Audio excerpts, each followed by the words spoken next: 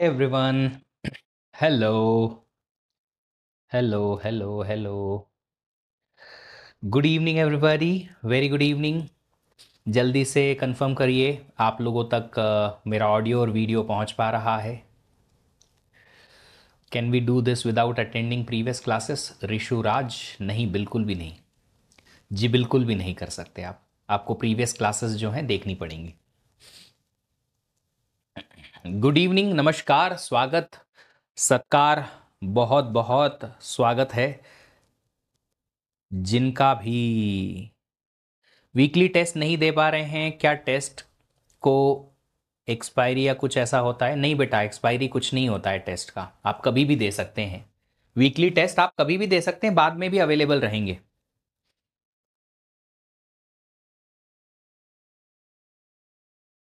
ये वीकेंड का जो वीकली टेस्ट है वो आप दीजिएगा कल की क्लास के बाद.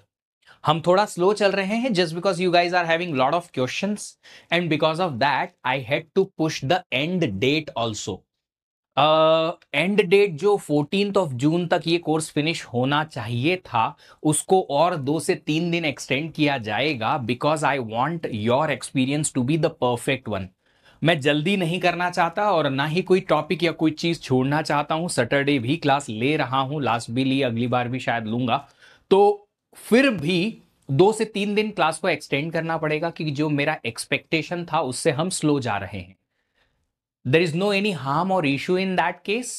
एटलीस्ट हम 6 घंटे एक्स्ट्रा लगा के या 6 आवर्स एक्स्ट्रा लगा के कुछ नया या अच्छा ही सीख रहे हैं.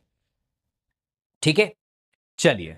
10th से फाइनल एग्जाम है, कोई बात नहीं बेटा, एग्जाम है, कोई दिक्कत नहीं है. आप 2-4 लेक्चर्स जो है बाद में रिकॉर्डेड देख लेना.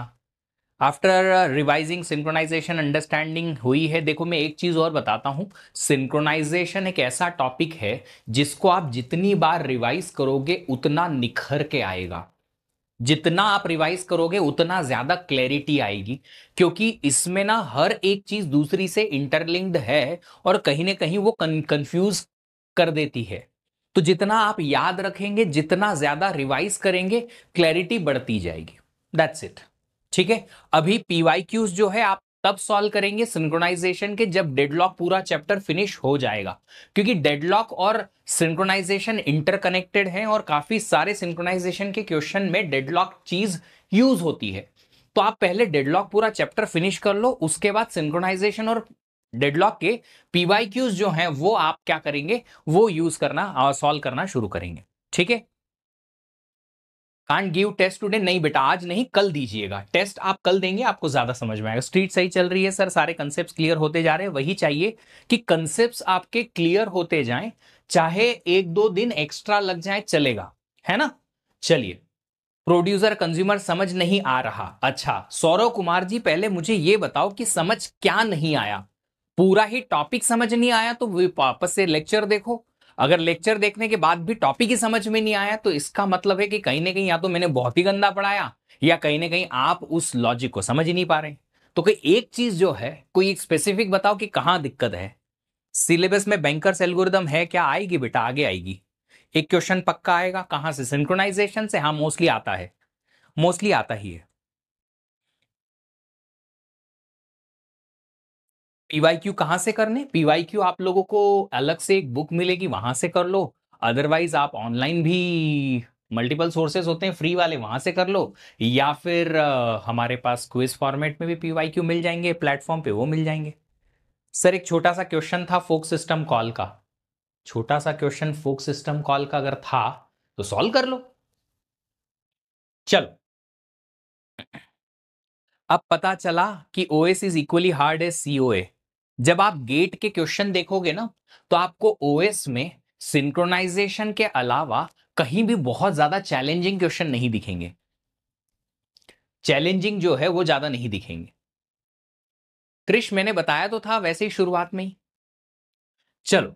कल हमने डिस्कस किया था जो टॉपिक, वो था बाउंडेड बफर प्रॉब्लम, क्योंकि इसमें बफर की जो साइज थी बाउंडेड थी.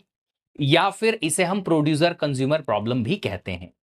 जिसको प्रोड्यूसर कंज्यूमर प्रॉब्लम में इशू है वो एक बार मुझे बता सकता है. कल का लेक्चर सिर्फ कंज्यूमर तक ही पढ़ा है तो मैंने अटेंड कर सकता हूं, वही पढ़ाया था मैंने, प्रोड्यूसर कंज्यूमर प्रॉब्लम। चलो, अब तुम लोग अपना जजमेंट बाद में देना, क्योंकि जब एक्चुअल जजमेंट तुम्हारा शुरू होगा ना गेट एग्जाम में, तो सीओए इजी लगता है या ये इजी लगता है, सब धरा का धरा रह जाएगा। इजी क्वेश्चन, जो इजी टॉपिक लगता था अपना फेवरेट था, उससे क्वेश्चन नहीं बनेंगे, और जो टफ लग रहा था उससे गेट में क्वेश्चन बन जाएंगे। फिर क्या कर लीजिएगा? तो इस बात को साइडलाइन करो कि क्या इजी है क्या टफ है, सबका अपना अपना पर्सपेक्टिव है ना। शुरू करते हैं लर्निंग। चलो, जावा में थ्रेडिंग है वो सेम ही है, उसमें बराबर सेम टू सेम है। आज हम पढ़ेंगे रीडर राइटर प्रॉब्लम के बारे में। रीडर राइटर प्रॉब्लम क्या होती है? रीडर राइटर प्रॉब्लम के लिए पहले सॉल्यूशन का पेज ही नहीं आया। रीडर राइटर प्रॉब्लम, ये रीडर राइटर प्रॉब्लम क्या है? एक फाइल है, वो शेयर्ड है between multiple reader processes and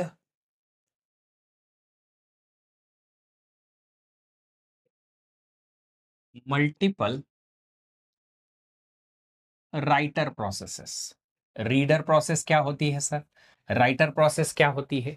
reader process उस फाइल को खाली रीड रीड रीड रीड करेगी, बस। कितनी भी रीडर प्रोसेसेस हैं सारी उस फाइल में सिर्फ रीड करेंगी। राइटर प्रोसेस उस फाइल में राइट करेगा। तो कोई भी अगर राइटर प्रोसेस है और रीडर प्रोसेस है, तो उस फाइल में रीडर प्रोसेस सिर्फ रीड करने की कोशिश करेगी, राइटर प्रोसेस एक ही फाइल को उसी फाइल में राइट करने की कोशिश करेगी। तो एक ही सिंगल फाइल है जिसमें मल्टीपल रीडर रीड करने की कोशिश करना चाहते हैं, मल्टीपल राइटर राइट करने की कोशिश करना चाहते हैं। सिंक्रोनाइजेशन का केस बन गया, क्योंकि फाइल है एक, शेयर्ड है between multiple processes. Of course sir, कहीं ना कहीं केस तो बन ही गया है। अब क्या? अब एक सिंपल सी बात है कि अब हमें इन रीडर और राइटर का एक्सेस को कैसे कंट्रोल करना है। तो देखिए, कुछ पॉइंट यहां पे लिखा हुआ है कि अगर राइटर ने फाइल को एक्सेस करना शुरू कर दिया है, राइटर ने फाइल को एक्सेस करना शुरू कर दिया एट फर्स्ट प्लेस, तो फिर कोई भी दूसरा रीडर और कोई भी दूसरा राइटर सब ब्लॉक हो जाएंगे। न रीडर रीड कर पाएगा उस फाइल में, न राइटर राइट कर पाएगा उस फाइल में। तो एक बार किसी राइटर ने राइट करना स्टार्ट कर दिया, तो फिर ना तो कोई दूसरा रीडर अलाउड रहेगा, ना ही राइटर अलाउड रहेगा उस फाइल को एक्सेस करने के लिए, अनटिल ये राइटर अपना राइटिंग खत्म ना करे। पॉइंट क्लियर है? जल्दी से यस नो थम्स अप करो। आगे बढ़ते हैं। सेकेंड पॉइंट क्या है? अगर कोई रीडर ने रीड स्टार्ट कर दिया, अगर सबसे पहले कोई रीडर आया और उसने रीडिंग स्टार्ट कर दी, तो फिर other readers can read but writer will be blocked. मतलब कि अगर रीडर ने रीडिंग स्टार्ट की है तो बाकी के दूसरे रीडर उसमें रीड कर सकते हैं। मतलब मल्टीपल रीडर्स को हम फाइल पे एक्सेस दे सकते हैं, सिर्फ रीडर को, पर राइटर को हम अलाउ नहीं करेंगे। तो हम क्या कह रहे हैं? क्या कह रहे हैं यहां पे? हम ये कहना चाहते हैं कि अभी करंटली अगर कोई रीडर है तो क्या अलाउड करेंगे हम? रीडर को अलाउड करेंगे या राइटर को अलाउड करेंगे? कंपेटेबिलिटी मैट्रिक्स बना लेते हैं कि किसके साथ कौन कंपेटेबल रहेगा। तो करंटली अगर रीडर आया तो रीडर के साथ दूसरा रीडर अलाउड है, रीडर के साथ में दूसरा राइटर अलाउड नहीं है।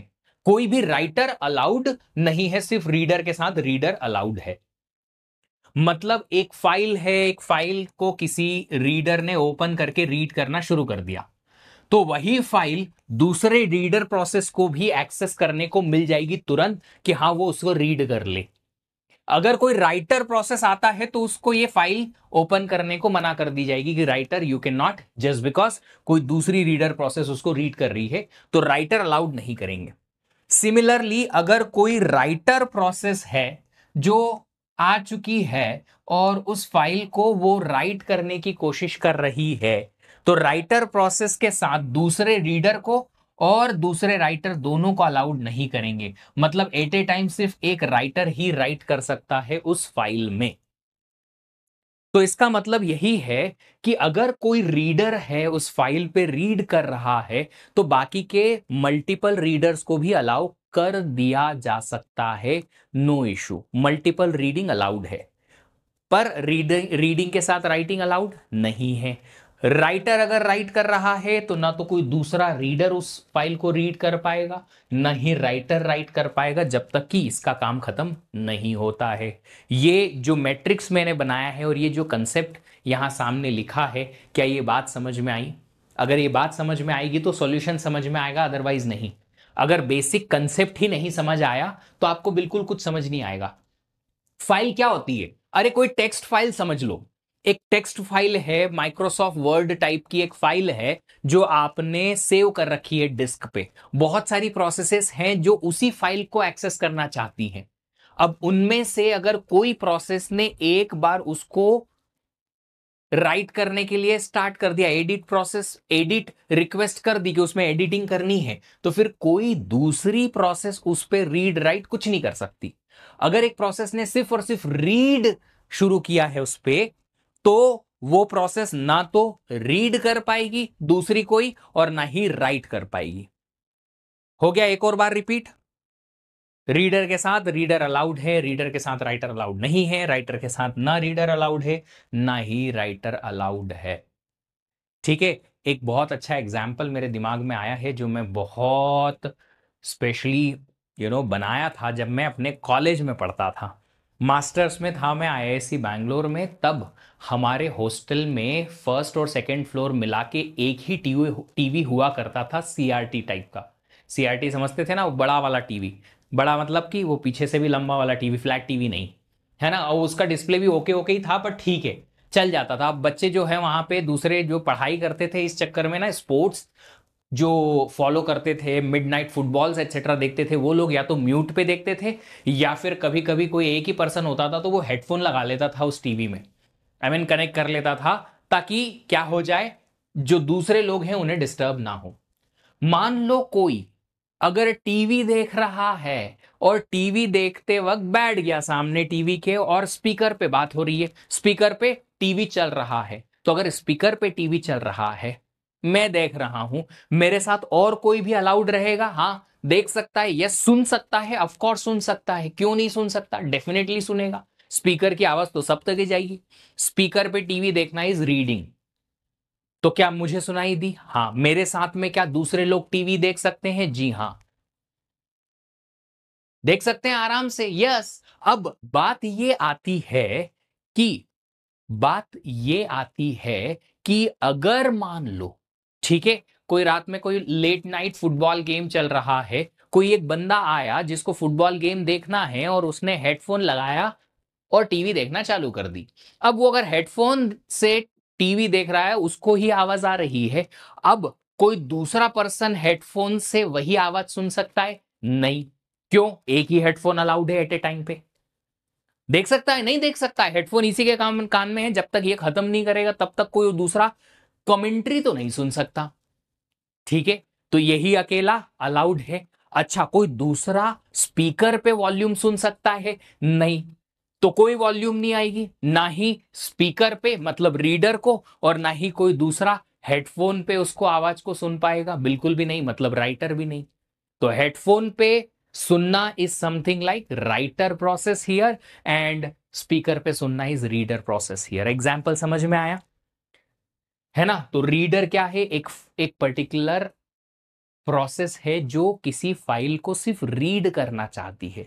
फाइल आप समझ लो कोई माइक्रोसॉफ्ट वर्ड टाइप की फाइल है जो आपने स्टोर कर रखी है आपकी डिस्क में। राइटर वो प्रोसेस है जो उस फाइल को रीड करके और उसमें अपडेट भी, एडिट भी करना चाहती है, चेंजेस भी करना चाहती है, एक ऐसी प्रोसेस। ठीक है, ये है रीडर और राइटर की प्रोसेसेस जो कि फाइल पे रीड भी करना चाहती है, राइट भी करना चाहती है। तो रीडर अगर पहले आया तो दूसरा रीडर अलाउड है, राइटर कोई अलाउड नहीं रहेगा। फिर अगर राइटर आया तो राइटर, दूसरा राइटर अलाउड नहीं रहेगा और दूसरा रीडर भी अलाउड नहीं रहेगा। Sir like notebook multiple person can read, only one can write. No Siddharth ji यहां पे वो एग्जाम्पल में नहीं दे सकता सर, ये भी एटॉमिक है। क्या एटॉमिक है? एटॉमिक क्या है? ये तो प्रोसेसेस हैं, रीडर प्रोसेस है, राइटर प्रोसेस है। सुनो जरा, प्रोसेस का मतलब क्या है? एक प्रोग्राम जो एग्जीक्यूट होगा। प्रोसेस जब तक रीडिंग खत्म करेगी दूसरी फाइल या दूसरी प्रोसेस भी उसी फाइल पे रीड कर सकती है। यस, रीडिंग में कोई कॉन्फ्लिक्ट ही नहीं है ना, ये भी रीड कर रहा है, ये भी रीड कर रहा है। अगर दो प्रोसेसेस एक ही फाइल को रीड कर रही है, कोई चेंजेस एक दूसरे से तो करेंगे नहीं, फाइल में कोई चेंजेस तो आएंगे नहीं। क्यों? चेंजेस तो तब आएंगे ना जब उसमें राइटिंग होगी। अगर चेंजेस नहीं आएंगे तो कोई कॉन्फ्लिक्ट का इश्यू नहीं आएगा, मल्टीपल लोग एक ही चीज को रीड रीड रीड रीड कर सकते हैं। ठीक है, चल अभी समझिए, अब सॉल्यूशन कैसे दिया जाएगा। सॉल्यूशन के लिए वेरिएबल लिए हमने तीन। एक नाम म्यूटेक्स नाम का वेरिएबल लिया, बाइनरी सीमाफोर है म्यूचुअल एक्सक्लूजन प्रोवाइड करने के लिए। किस चीज का मैं बताऊंगा। WRT एक बाइनरी सीमाफोर लिया है अलग से, सिर्फ और सिर्फ रीडर और राइटर को रिस्ट्रिक्ट करने के लिए, अगर राइटिंग चालू हो गई है तो। देखो सिंपल सी बात है, अगर एक राइटर आ गया है तो ना तो कोई रीडर आगे बढ़ सकता है, नहीं राइटर आगे बढ़ सकता है। तो राइटिंग की एक ऐसी चीज है जो रीडर को भी ब्लॉक करेगी, राइटर को भी ब्लॉक करेगी। तो इस चीज के लिए हमने एक सीमाफोर लिया है WRT नाम का बाइनरी, कि जिसने भी इस पे लॉक ले लिया, जिसने भी इस पे वेट फंक्शन चला लिया, तो उसके बाद फिर दूसरी चीजों को अलाउ नहीं करेंगे। मतलब कि अगर राइटर ने लॉक ले लिया तो दूसरा रीडर राइटर उस पे नहीं आ सकता, रीडर ने लॉक ले लिया तो फिर दूसरा राइटर नहीं आ सकता। ऐसे करके हम राइटिंग को रिस्ट्रिक्ट करेंगे। अगर राइटिंग इज गोइंग ऑन है तो रीडर राइटर को रिस्ट्रिक्ट करने के लिए एक सीमाफोर लिया WRT। इंप्लीमेंटेशन कोड जो देखोगे और क्लैरिटी से समझ में आएगा। रीड काउंट एक नॉर्मल इंटीजर है, सुनिएगा जरा, रीड काउंट एक नॉर्मल इंटीजर है। ये ना तो सीमाफोर है बाइनरी टाइप का, ना काउंटिंग टाइप का, इट्स नॉर्मल इंटीजर, सीमाफोर नहीं है। ये एक नॉर्मल इंटीजर है जो ये डिनोट करता है कि कितने नंबर ऑफ रीडिंग प्रोसेसेस हमारी एक्टिव है। अभी कितनी प्रोसेसेस हैं जो रीडिंग करना चाहती हैं। एक्टिव रीडर का मतलब है कि कितनी ऐसी प्रोसेसेस आ चुकी हैं हमारी जो सिर्फ रीडिंग करना चाहती हैं, उनका काउंट हम रीड काउंट में नोटिस करेंगे। ठीक है, एग्जाम्पल समझ नहीं आया कोई बात नहीं बेटा, रीडर राइटर तो समझ में आया ना क्या कर रहे हैं दोनों। रीडर के साथ राइटर, रीडर राइटर अलाउड नहीं है, राइटर के साथ रीडर राइटर दोनों अलाउड नहीं है। इतना समझ में आया ये। तो एग्जाम्पल को गोली मारो, कोई बात नहीं, बंदूक नहीं है तो गोली फेंक के मार दो। अरे होगी कहीं ना कहीं सिर दर्द की, बुखार की कोई तो गोली होगी, फेंक के मार दो। चलो वापस आओ, तो तीन वेरिएबल्स हमने यूज करने हैं और यहां पे इनिशियलाइजेशन करेंगे म्यूटेक्स का 1 से, WRT का 1 से, क्योंकि ये दोनों बाइनरी सीमाफोर हैं, और रीड काउंट का 0, क्योंकि शुरुआत में कोई भी रीडर हमारे पास रहता नहीं है। इनिशियली एक भी रीडर नहीं है तो 0। ठीक है, AK-47 है। अगम एड्रेस बताना जरा, अभी पुलिस को भेजता हूं मैं। चलो अब राइटर प्रोसेस का कोड लिखेंगे हम, है ना। राइटर प्रोसेस का कोड बहुत सिंपल है।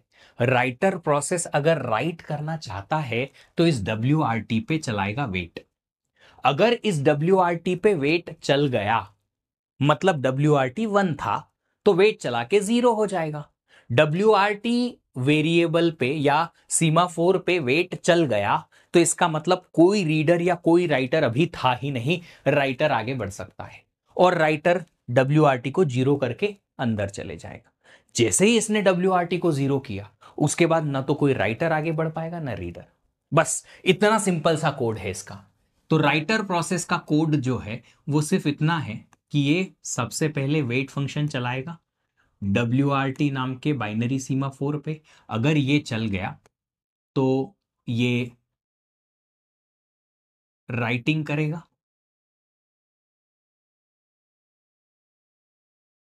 और जब राइटिंग इसकी खत्म हो जाएगी तो WRT को सिग्नल कर देगा। That's it. सर आज पहली क्लास है तो पहले लेक्चर से कवर करूं या यहीं से कवर करूं? निखिल एक बात बताइए, आप कहीं भी किसी जगह पे एडमिशन लेते हैं, स्कूल में, कॉलेज में, तो बीच वाले सेमेस्टर से तो स्टार्ट होता नहीं है बेटा।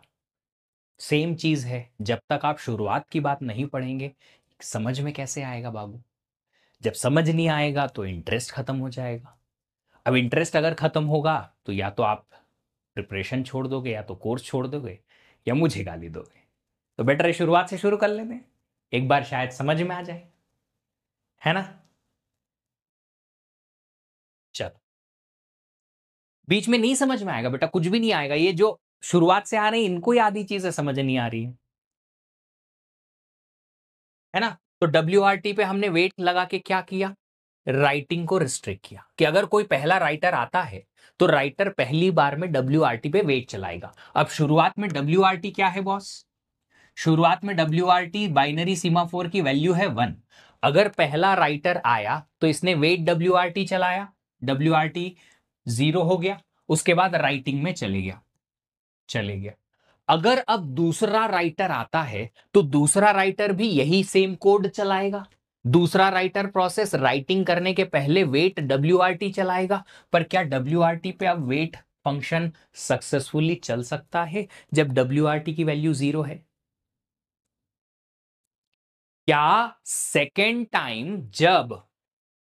टाइम जब वेट फंक्शन चलेगा, सेकेंड वाला राइटर प्रोसेस आएगा, तब क्या वो WRT पे वेट चला सकता है? नहीं। थर्ड आया राइटर, वो भी नहीं चला सकता। कोई भी दूसरा राइटर अगर आता है तो वो राइटर यहां पे स्टक हो जाएगा, आगे नहीं बढ़ पाएगा।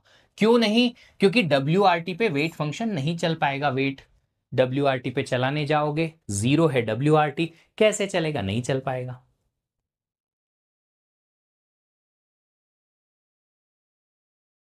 इतना क्लियर है? तो WRT हम क्यों यूज कर रहे हैं यहां पे? WRT एक ऐसा वेरिएबल हमने लिया है जो कि राइटिंग को रिस्ट्रिक्ट करने की कोशिश कर रहा है। राइटर में हमने उस पर वेट चलाया। अगर राइटिंग परफॉर्म करनी है तो वेट सक्सेसफुल होना जरूरी है। हो गया, राइटर आगे बढ़ गया, फिर दूसरा कोई राइटर आगे नहीं बढ़ सकता। इज दैट ओके और नॉट? इतना ही लिखेंगे राइटर का कोड। थोड़ा पेशेंस रखो बॉस। रीड काउंट वेरिएबल भी यूज नहीं किया मैंने, तो म्यूटेक्स की इतनी क्या चिंता है तुमको? थोड़ा शांति रखो, पेशेंस रखो, आएगा। अभी सिर्फ राइटर का ही तो कोड लिखा है। राइटर के कोड में रीडर कहां से चलेगा? राइटर के कोड में रीडर कहां से आया? मैंने राइटर को वेट करवाया, चल गया, राइटिंग परफॉर्म हुई। राइटिंग अगर चल रही है तो दूसरे राइटर यहां पे फंसे रह जाएंगे, काम खत्म। राइटर अगर एक गया तो दूसरा राइटर आगे नहीं बढ़ेगा। इतना क्लियर है? क्यों नहीं बढ़ेगा? क्योंकि एक राइटर WRT पे वेट चलाएगा, WRT 0, बाकी के राइटर WRT पे वेट नहीं चला पाएंगे सक्सेसफुली क्योंकि WRT की वैल्यू 0 हो चुकी होगी। फिर सारे के सारे राइटर यहां वेट WRT में फंसे रहेंगे। इतना समझ में आ गया है ना? इतनी क्लैरिटी आ गई। अब नेक्स्ट है रीडर की प्रोसेस। देखो, रीडर की प्रोसेस में एक बात हमें समझनी है कि रीडर की प्रोसेस में रीडिंग करने के पहले रीडर को भी WRT पे लॉक लेना पड़ेगा। क्यों सर? रीडर को WRT पे वेट क्यों चलाना पड़ेगा? इसलिए बॉस, क्योंकि अगर रीडर भी आता है और फाइल रीड करने जाता है, देखो, फाइल रीड करने गया रीडर, तो क्या फिर कोई दूसरा राइटर बाद में आ पाएगा? नहीं आ पाएगा। सर ये सब सीमाफोर से ही होंगे। हाँ जी, सीमाफोर ही तो है। तो अगर रीडर भी आता है तो जो रीडर आएगा उस रीडर को WRT पे लॉक लेके या WRT पे वेट फंक्शन चला के राइटर प्रोसेस को ब्लॉक करना पड़ेगा। पर अगर मान लो कोई राइटर ऑलरेडी है और उसने WRT पे लॉक ले रखा है, तो रीडर WRT पे वेट या लॉक नहीं कर पाएगा, नहीं चला पाएगा, नहीं तो रीडर फंसा रह जाएगा। समझ पा रहे हो मेरी बात को? देखो लॉजिक समझाने की कोशिश कर रहा हूं मैं कि अगर कोई रीडर प्रोसेस आई तो रीडर प्रोसेस को भी WRT पे ही एक बार का वेट फंक्शन चलाना पड़ेगा। क्यों चलाना पड़ेगा?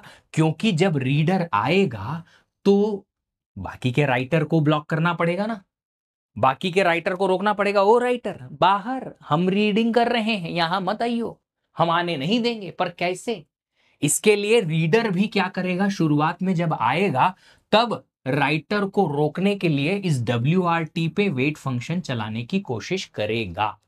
अगर सक्सेसफुली चल गया वेट फंक्शन WRT पे, मतलब इसके पहले कोई राइटर नहीं था, कोई राइटर नहीं आया, इसलिए WRT पे वेट फंक्शन चल जाएगा, क्योंकि उस टाइम पे WRT 1 रहा होगा, राइटर नहीं आया है। तो अगर चल गया, सक्सेसफुली चल गया, तो इसका मतलब है कि फिर राइटर्स जो हैं वो आगे नहीं बढ़ पाएंगे। क्यों नहीं बढ़ पाएंगे सर? क्योंकि WRT पे वेट नहीं चला पाएंगे वो राइटर प्रोसेस कोई भी सक्सेसफुली, तो आगे जाके राइटिंग नहीं कर पाएंगे। सारे राइटर को हमने रोक दिया, जी हाँ रोक दिया। जितना मैं समझा रहा हूं उतना ही समझिए, बस जितना मैं समझा रहा हूं उतना ही समझिए। तो मैंने क्या कहा, रीडर प्रोसेस जब आएगी तो सबसे पहले क्या कोशिश करेगी, WRT पे वेट चलाने की, ताकि राइटर्स जो हैं वो ब्लॉक हो पाए। आ गई बात समझ में? अगर मान लो कोई राइटर ऑलरेडी था तो फिर रीडर आगे नहीं बढ़ पाएगा, तो WRT पे वेट फंक्शन सक्सेसफुल नहीं चल पाएगा और वो रीडर फंसी की फंसी रह जाएगी। As simple as that. तो अल्टीमेटली रीडर प्रोसेस में भी मुझे WRT वेट चलाना पड़ेगा, जी हां। बट क्या सर हर एक प्रोसेस जो रीडर आएगी वो हर एक प्रोसेस WRT पे लॉक चलाएगी? नहीं, नहीं, सिर्फ और सिर्फ जो पहली रीडर आएगी बस वही WRT पे लॉक करेगी, दैट्स इट। जो पहली रीडर आएगी तो वो क्या करेगी, क्या करेगी, किस पे लॉक करेगी या वेट चलाएगी? WRT पे, ताकि बाकी के राइटर्स ब्लॉक हो पाए। बाकी की रीडर जो प्रोसेसेस आएंगी उन पे उनको WRT लॉक करने की जरूरत नहीं है। क्यों? जब पहली रीडर आई तो उसने राइटर्स को लॉक कर दिया, बाकी की रीडर फिर ऑटोमेटिकली आ जाएंगी, क्योंकि पहली रीडर प्रोसेस ने ऑलरेडी लॉक कर दिया है ना, राइटर्स को ऑलरेडी ब्लॉक कर दिया है ना? तो हम यहां पे जो कोड लिखेंगे इस कोड में भी सेम टाइप का कंसेप्ट होगा कि वेट WRT रीडर प्रोसेस में सिर्फ एक बार चलेगा, और वो भी सिर्फ पहली पहली बार जब कोई रीडर आएगा तब। ठीक है, चलिए, तो रीडर प्रोसेस का हमने सबसे पहले कोड लिखा, और उस कोड में हमने सबसे पहले लिखा कि रीडर प्रोसेस आई, अगर रीडर प्रोसेस आई है तो रीड काउंट की वैल्यू इंक्रीज हो जाएगी। क्यों? एक्टिव रीडर आ गया ना, एक्टिव रीडर आ गया। रीड काउंट एक ऐसा इंटीजर है जो ये देखता है कि कितनी रीडर प्रोसेसेस हैं। तो मान लो शुरुआत में रीड काउंट जो है 0 था, पहला रीडर प्रोसेस ने जैसे ही एग्जीक्यूशन शुरू किया तो रीड काउंट बढ़ गया, 1 हो गया। अब जैसे ही रीड काउंट 1 हुआ है, इसका मतलब ये पहला रीडर है, तो यहां पे हम लिखेंगे कोड, इफ रीड काउंट की वैल्यू 1 है, मतलब ये पहला पहला रीडर है। तो इस केस में आप एक काम कीजिए, WRT पे लॉक करा दीजिए वेट चला के।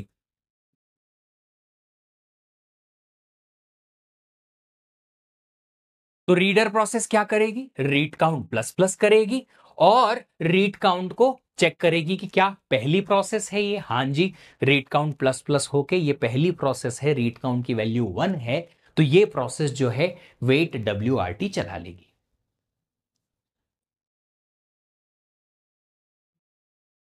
पहले जितना मैंने एक्सप्लेन किया सिर्फ उतना समझो, पूरा कोड समझ लो, उसके बाद क्वेश्चन पूछिएगा।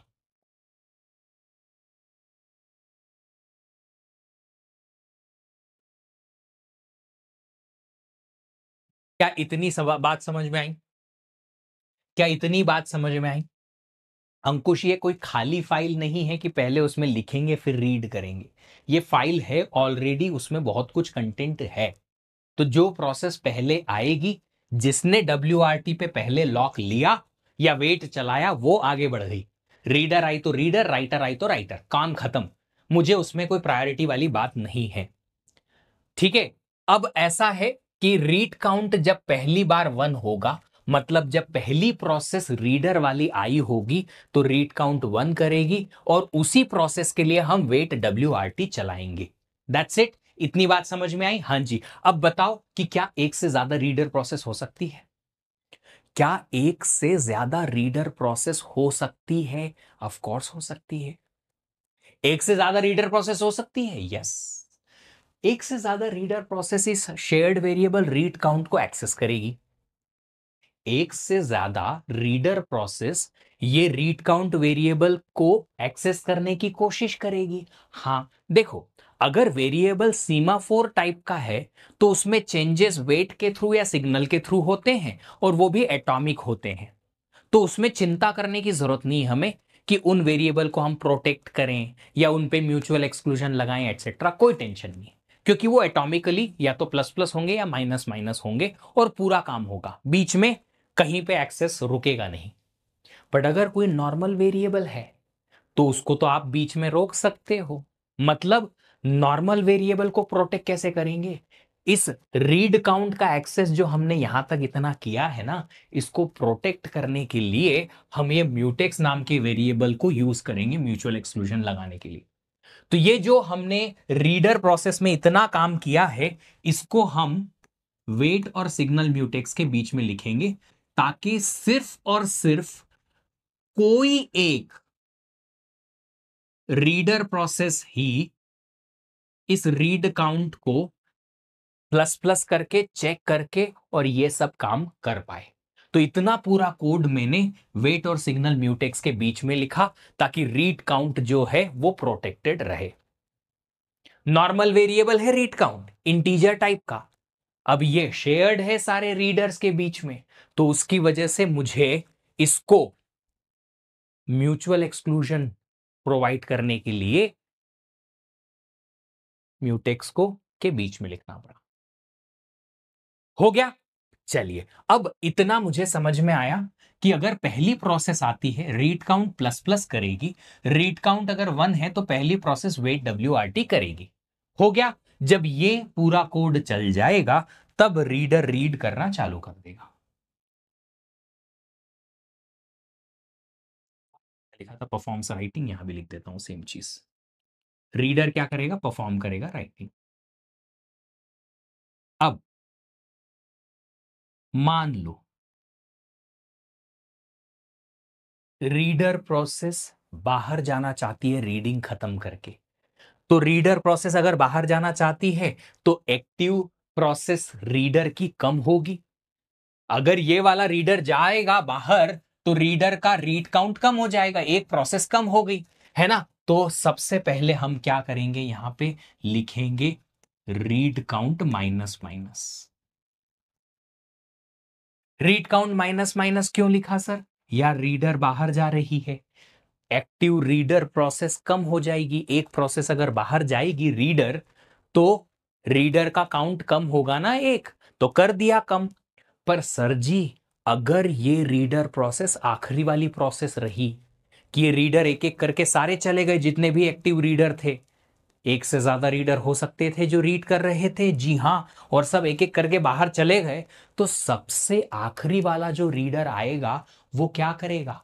सबसे आखिरी वाला रीडर जो है वो WRT को लॉक को छोड़ के जाएगा, मतलब सिग्नल करा के जाएगा। तो हम यहां पे क्या लिखेंगे? रीड काउंट माइनस माइनस किया और चेक करेंगे कि अगर ये प्रोसेस वो है जो सबसे आखिरी रीडर है, तो अगर रीड काउंट की वैल्यू 0 हो गई कि मेरे जाने के बाद कोई रीडर बचा ही नहीं एक्टिव, ठीक है, तो मैं खुद क्या करूंगा? WRT को सिग्नल करके जाऊंगा, ताकि अगर कोई बाहर से राइटर आना चाहे तो वो आगे बढ़ सकता है। एंड सिमिलरली जो ऊपर किया था वो यहां भी करना पड़ेगा। फिर से दोबारा से रीड काउंट का एक्सेस आया रे बाबा, अगर फिर से दोबारा से रीड काउंट का एक्सेस आया तो हमें इसको वेट और सिग्नल म्यूटेक्स के बीच में लिखना पड़ेगा।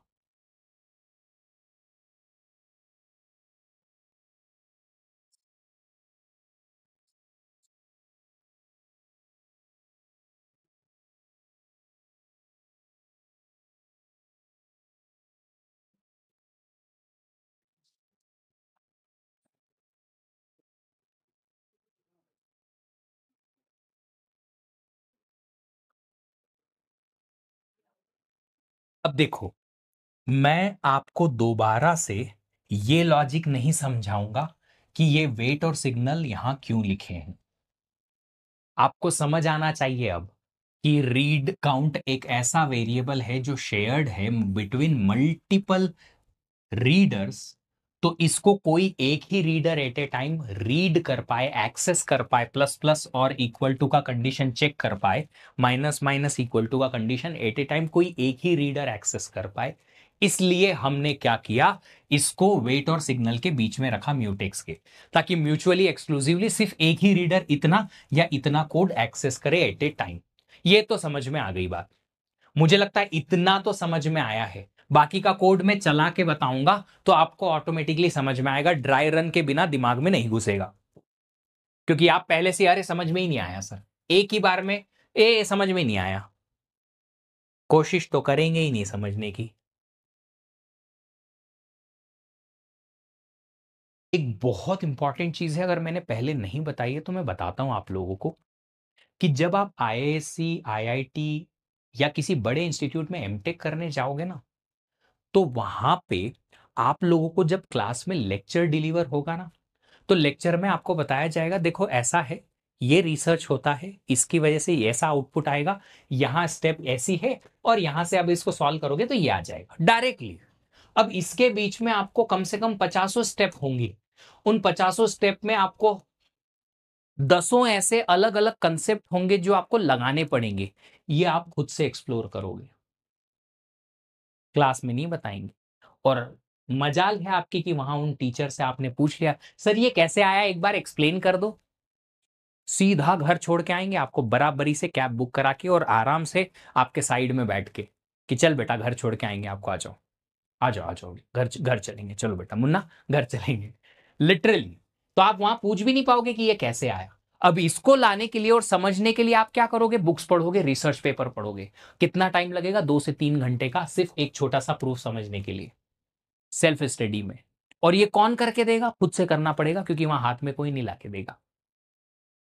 अब इतनी कैपेबिलिटी अगर बढ़ानी है तो क्या करना पड़ेगा, एक पहले तो नो गिव अप एटीट्यूड लाना पड़ेगा कि कुछ समझ नहीं आया है तो उस पर टाइम स्पेंड करेंगे पर समझेंगे जरूर। दूसरा, अपनी मेंटल एबिलिटी को उस लेवल पे ले जाने के लिए नॉलेज बढ़ानी पड़ेगी, जितना याद रख सकते हो, जितनी चीजें पढ़ सकते हो उतना, क्योंकि कब कहां कैसे यूज हो जाएगा पता भी नहीं चलेगा। और तीसरा, उस लायक बनने के लिए खूब मेहनत करनी पड़ेगी। फोकस एक जगह लर्निंग पे रखना पड़ेगा, फालतू की चीजें साइड लाइन करके। तब जाके हम आईआईटी में घुसने लायक बनेंगे। तब जाके फिर वहां की लर्निंग जो है हमारे हिस्से आएगी और हम उस लर्निंग को करने के कैपेबल हो पाएंगे। ठीक है, यहां तो मैं हूं, आपको बराबर हाथ हाथ से खाना खिलाऊंगा, नहीं वो सीधे हाथ से खिलाऊंगा भाई, वरना ऑफेंड हो जाओगे, सर उल्टे हाथ से कैसे खाना खिला दिया आपने। खिलाएंगे, बिल्कुल आराम से खिलाएंगे, बट एक चीज जो है बहुत बहुत अच्छे से समझनी पड़ेगी कि वहां जाने के लिए हमें बहुत मेहनत करनी है बॉस, कमी नहीं आनी चाहिए। चलो सबसे पहले केस देखते हैं नंबर 1। केस नंबर 1 है कि एक राइटर आता है,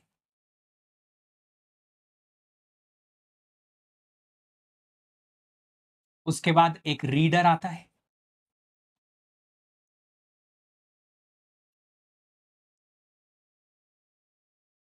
एंड अनदर रीडर कम्स, दूसरा रीडर भी आता है। ठीक है, तो एक राइटर आता है, दो रीडर आते हैं और एक और राइटर भी आ जाता है। क्या होगा, सिर्फ इतना इतना मैं बताऊंगा अभी, इतना इतना मैं बताऊंगा। अच्छा, ये वाला कोड आप दिमाग में रख लो कि है क्या, अगर राइटर आएगा वेट WRT चलाएगा, राइटिंग परफॉर्म करके बाहर जाके और सॉरी सिग्नल करेगा, है ना। चलिए अभी समझने की कोशिश करिए। WRT वेरिएबल है हमारे पास एक, म्यूटेक्स वेरिएबल है एक, और एक रीड काउंट है नॉर्मल वेरिएबल। दो ऊपर के सीमाफोर हैं, ये नॉर्मल है, दोनों की वैल्यू ये की 1 1 है, रीड काउंट शुरुआत में 0 है। कोड चलाते हैं एक एक करके, समझो जरा। एक राइटर आता है और राइट करना शुरू करता है। क्या अगर कोई रीडर और कोई राइटर नहीं है, पहली बार सिर्फ पहला राइटर आया, तो क्या इसको राइटिंग अलाउ होगी, यस और नो? इसको राइटिंग अलाउ होगी, हाँ जी, पहली बार में जो आएगा उसको अलाउ करेंगे। तो राइटर अगर आता है, WRT वेट चलाया, वेट WRT जैसे ही चलाया, ये हो गया 0, आ गया 0। अब राइटिंग परफॉर्म हो रही है, जी हां हो रही है, डन। ठीक है, अब क्या, अब जब राइटिंग परफॉर्म हो रही है तब रीडर आया एक, तो मैं इस केस पे आ गया। रीडर एक राइटर राइटिंग कर रहा है, ठीक है कर रहा था, ठीक है, फिर एक रीडर भी आया, रीडर ने ये कोड चलाना है ये वाला। देखो अगर एक राइटर ऑलरेडी है तो उसके साथ कोई भी एक भी रीडर आप अलाउ करोगे? नहीं सर, नहीं करेंगे, नहीं करेंगे। अगर हम नहीं करेंगे तो देखो कैसे नहीं होगा, समझते हैं। तो आगे बढ़ते हैं। क्या लिखा हुआ है यहां पे?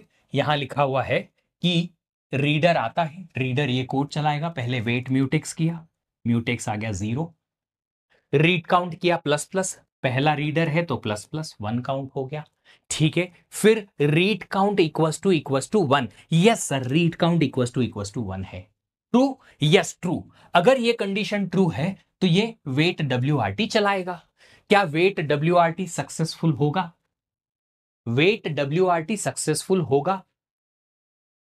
रीडर जो ये वाला है, ये वेट WRT सक्सेसफुल चला पाएगा? WRT की वैल्यू 0 है, 0 WRT अगर सीमाफोर है तो 0 वैल्यू पर वेट सक्सेसफुल नहीं चल सकता, नहीं चलेगा। तो क्या मैं कह दूं पहला वाला रीडर जो है वो स्टक हो गया?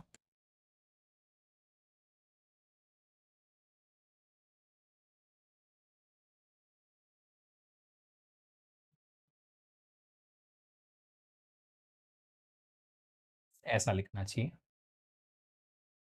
Stuck at wait WRT। तो ये WRT वेट पे स्टक हो गया, इसके आगे नहीं बढ़ पा रहा है। तो पहला वाला रीडर जो है यहां फंसा हुआ है, आगे नहीं बढ़ पा रहा है, आगे नहीं बढ़ पा रहा है, ठीक है। हम चाहते भी यही थे कि अगर कोई राइटर आ गया है, एक बार राइटिंग कर रहा है, तो वो दूसरे सारे रीडर को आगे नहीं बढ़ने देगा। पहला राइटर आया, वो राइटर जो है वो आगे नहीं बढ़ पाया, सॉरी रीडर जो है आगे नहीं बढ़ पाया, पहला रीडर आया वो भी आगे नहीं बढ़ पाया, क्यों? क्योंकि राइटिंग ऑलरेडी चल रही है इसलिए। अब अब क्या, नेक्स्ट वाला रीडर आएगा, सेकंड वाला रीडर आया, दूसरा रीडर, ये पहला रीडर कहां फंसा हुआ, यहां पे। एक और रीडर आता है, अब एक और जो रीडर आया वो रीडर क्या करेगा, वो वेट म्यूटेक्स चलाएगा सबसे पहले। शुरुआत से दूसरा रीडर आया ना, रीडर नंबर 1 आया यहां पे, ये रीडर नंबर 2 आया यहां पे, राइटर नंबर 1 यहाँ पे आया, राइटर नंबर 2 यहां आएगा बाद में। अभी रीडर नंबर 2 आया, रीडर नंबर 2 वेट म्यूटेक्स चला पाएगा? नहीं, क्यों? म्यूटेक्स तो 0 है, तो रीडर नंबर 2 कहां फंसा रह जाएगा, यहां फंसा रह जाएगा। Stuck at wait mutex.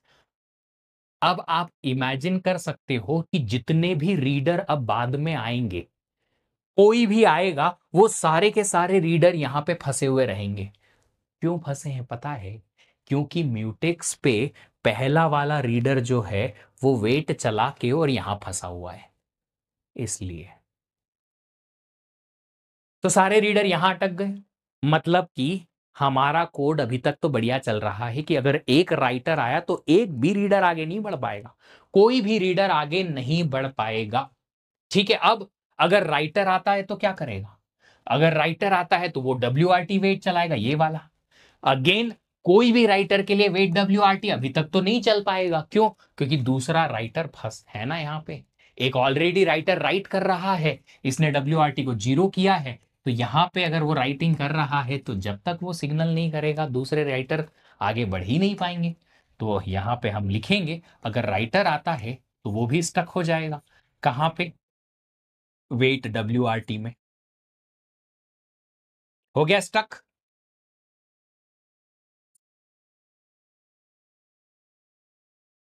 तो एक केस मुझे लगता है आपको ये समझ में आया कि अगर कोई राइटर पहले आके राइटिंग करने लगता है तो कितने भी रीडर आ जाएं वो सारे रीडर कहीं ना कहीं फंसे रहेंगे। पहला रीडर यहां पे, बाकी के सारे रीडर यहां फंसे रहेंगे। राइटर आए वो सारे के सारे राइटर यहां फंसे रहेंगे, आगे तो नहीं बढ़ पाएंगे। ठीक है, केस नंबर 1 समझ में आ गया। ठीक है, अब अगली बार केस नंबर 2। केस नंबर 2 हम मानते हैं सबसे पहले एक रीडर आता है एंड वो रीड करना चालू कर देता है। फिर एक राइटर भी आता है। फिर एक और रीडर आता है। फिर एक और रीडर आता है। 3 रीडर आ गए। फिर जो रीडर नंबर 1 था, 2 था, 3 था, ये तीनों के तीनों रीडर एक एक करके चले जाते हैं। ठीक है, तो जरूरी है क्या कि सबसे पहले अगर रीडर नंबर 1 आया था तो वही सबसे पहले एग्जिट होगा? कोई प्रोसेस अगर रीडर नंबर 1 या प्रोसेस नंबर 1 आती है पहले, अराइव होती है, तो क्या जरूरी कि वो एग्जिट पहले करेगी? नहीं, किसी भी सीक्वेंस में जा सकते हैं। किसी भी सीक्वेंस में जा सकते हैं ना बाहर, किसी भी सीक्वेंस में जा सकते हैं, है ना? कोई भी कभी भी जा सकता है। तो हम यहां पे बोलेंगे कि रीडर नंबर 2 पहले एग्जिट लेता है, फिर रीडर नंबर 1 एग्जिट करता है, और फिर रीडर नंबर 3 एग्जिट करता है। ये वाला केस हमने लिया। चलो एक एक करके इनको समझते हैं। तो हमारे पास 3 वेरिएबल हैं, शुरुआत से शुरू करते हैं। WRT की वैल्यू अभी 1 है, म्यूटेक्स की वैल्यू अभी 1 है, और रीड काउंट हमारे पास अभी 0 है क्योंकि एक भी रीडर हमारे पास अभी आया नहीं है इनिशियली। ठीक है, अब सबसे पहले रीडर आता है नंबर 1 और रीड करने की कोशिश करता है। अगर कोई पहला रीडर आता है तो रीडर का कोड चलाएगा। रीडर का कोड चलाएगा, पहले म्यूटेक्स पे वेट लिया, 0 किया, रीड काउंट प्लस प्लस किया, हो गया। क्या रीड काउंट की वैल्यू 1 है? जी हां 1 है, पहला रीडर आया है। अगर ये पहला रीडर आया है तो इसको WRT लॉक करना पड़ेगा। तो ये WRT पे वेट चलाएगा, 0 कर दिया। 0 करने के बाद सिग्नल म्यूटेक्स करेगा, म्यूटेक्स पे सिग्नल किया, 1 कर दिया, और रीडिंग में चले गया। रीडिंग में चले गया, कोई दिक्कत नहीं है। अब ये रीड कर रहा है। जब पहला रीडर रीड कर रहा है तब हम दूसरे राइटर को लेके आते हैं। एक राइटर भी आ गए साहब। पहले अगर रीडर ऑलरेडी आ चुका है, राइटर वेट WRT चलाएगा। वेट WRT नहीं चल सकता सर, WRT की वैल्यू अब 0 हो गई है। तो यहां पे हम डायरेक्टली लिख देंगे कि ये स्टक हो जाएगा। राइटर जो है वो रुकेगा, कहां फंसा हुआ रहेगा? एट वेट WRT पे फंसा हुआ रहेगा। ये राइटर राइट तो कर नहीं सकता, नहीं, रुका रहेगा। जी हां। चलिए अब दूसरा रीडर आता है। क्या दूसरा रीडर अंदर जा सकता है? क्या दूसरा रीडर अंदर जा सकता है? जी हां, कोई तकलीफ ही नहीं है।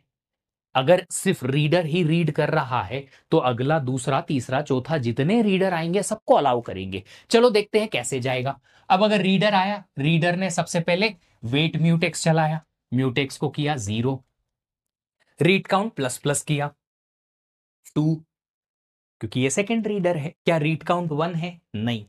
रीड काउंट अगर 1 नहीं है इसका मतलब ये जो रीडर आया है वो फॉलोइंग रीडर है, सबसे पहला वाला रीडर नहीं है। तो फॉलोइंग रीडर है मतलब क्या? उसको फिर अब WRT पे लॉक लेने की जरूरत नहीं है। कंडीशन फॉल्स हो गई, आप इसके अंदर नहीं घुसेंगे, सिग्नल म्यूटेक्स चलाएंगे बस 1। और ये रीडर भी रीडिंग करने चले जाएगा। तो अगर रीडर नंबर 2 आया, ये रीड करना चालू कर देगा। फिर उसके बाद रीडर नंबर 3 भी आया।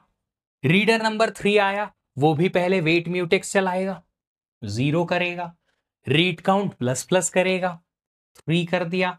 क्या रीड काउंट 1 है? नहीं, मतलब ये जो रीडर आया वो पहला वाला रीडर तो नहीं है। जो पहले आया था उसने WRT ऑलरेडी वेट चला दिया, मेरे को चलाने की जरूरत नहीं। वो पहले ही सारे राइटर को ब्लॉक करके बैठा हुआ है, मुझे फिर टेंशन नहीं है। तो ये कंडीशन फॉल्स, वेट नहीं चलेगा, सीधा सिग्नल म्यूटेक्स 1 खत्म। तीसरा रीडर भी रीड करना चालू करेगा। ठीक है, अब एक्टिवली 3 रीडर है हमारे पास। ठीक है, 3 रीडर है, इसलिए रीड काउंट की वैल्यू 3 है। अब तीनों रीडर में से कोई भी एक रीडर बाहर जाए, हमें उससे मतलब नहीं है नंबर 1 है कि नंबर 2 है कि नंबर 3 है। कोई भी प्रोसेस अगर रीडर वाली बाहर जाएगी तो एक्टिव रीडर 2 बचेंगे बस। मुझे सीक्वेंस से मतलब नहीं है यहां कि कौन सा रीडर पहले बाहर जाएगा। जो भी रीडर सबसे पहले बाहर जाएगा वो रीड काउंट माइनस माइनस करके जाएगा, बस इतना करना है। सर प्रियम्पशन नहीं होता है? बेटा अगर प्रियम्पशन नहीं होता तो जब रीडिंग चल रही थी एक प्रोसेस की, तब दूसरी प्रोसेस सीपीयू पे चल के या सीपीयू पे रन होके रीडिंग कैसे करता? अगर प्रियम्पशन नहीं होता प्रोसेस का, तो एक प्रोसेस जब रीडिंग में है उसी टाइम पर सीपीयू में राइटर प्रोसेस कैसे रन हो पाती? नहीं रन हो पाती ना। तो जब मैं कह रहा हूं कि रीडर यहां पे रीड कर रहा है, उसको थोड़ी देर के लिए प्रीएम्प्ट करके सीपीयू पे राइटर प्रोसेस चलाई, पर राइटर प्रोसेस आगे बढ़ नहीं पाई, राइटिंग नहीं कर पाई, क्योंकि वो वेट WRT में फंसी रहेगी।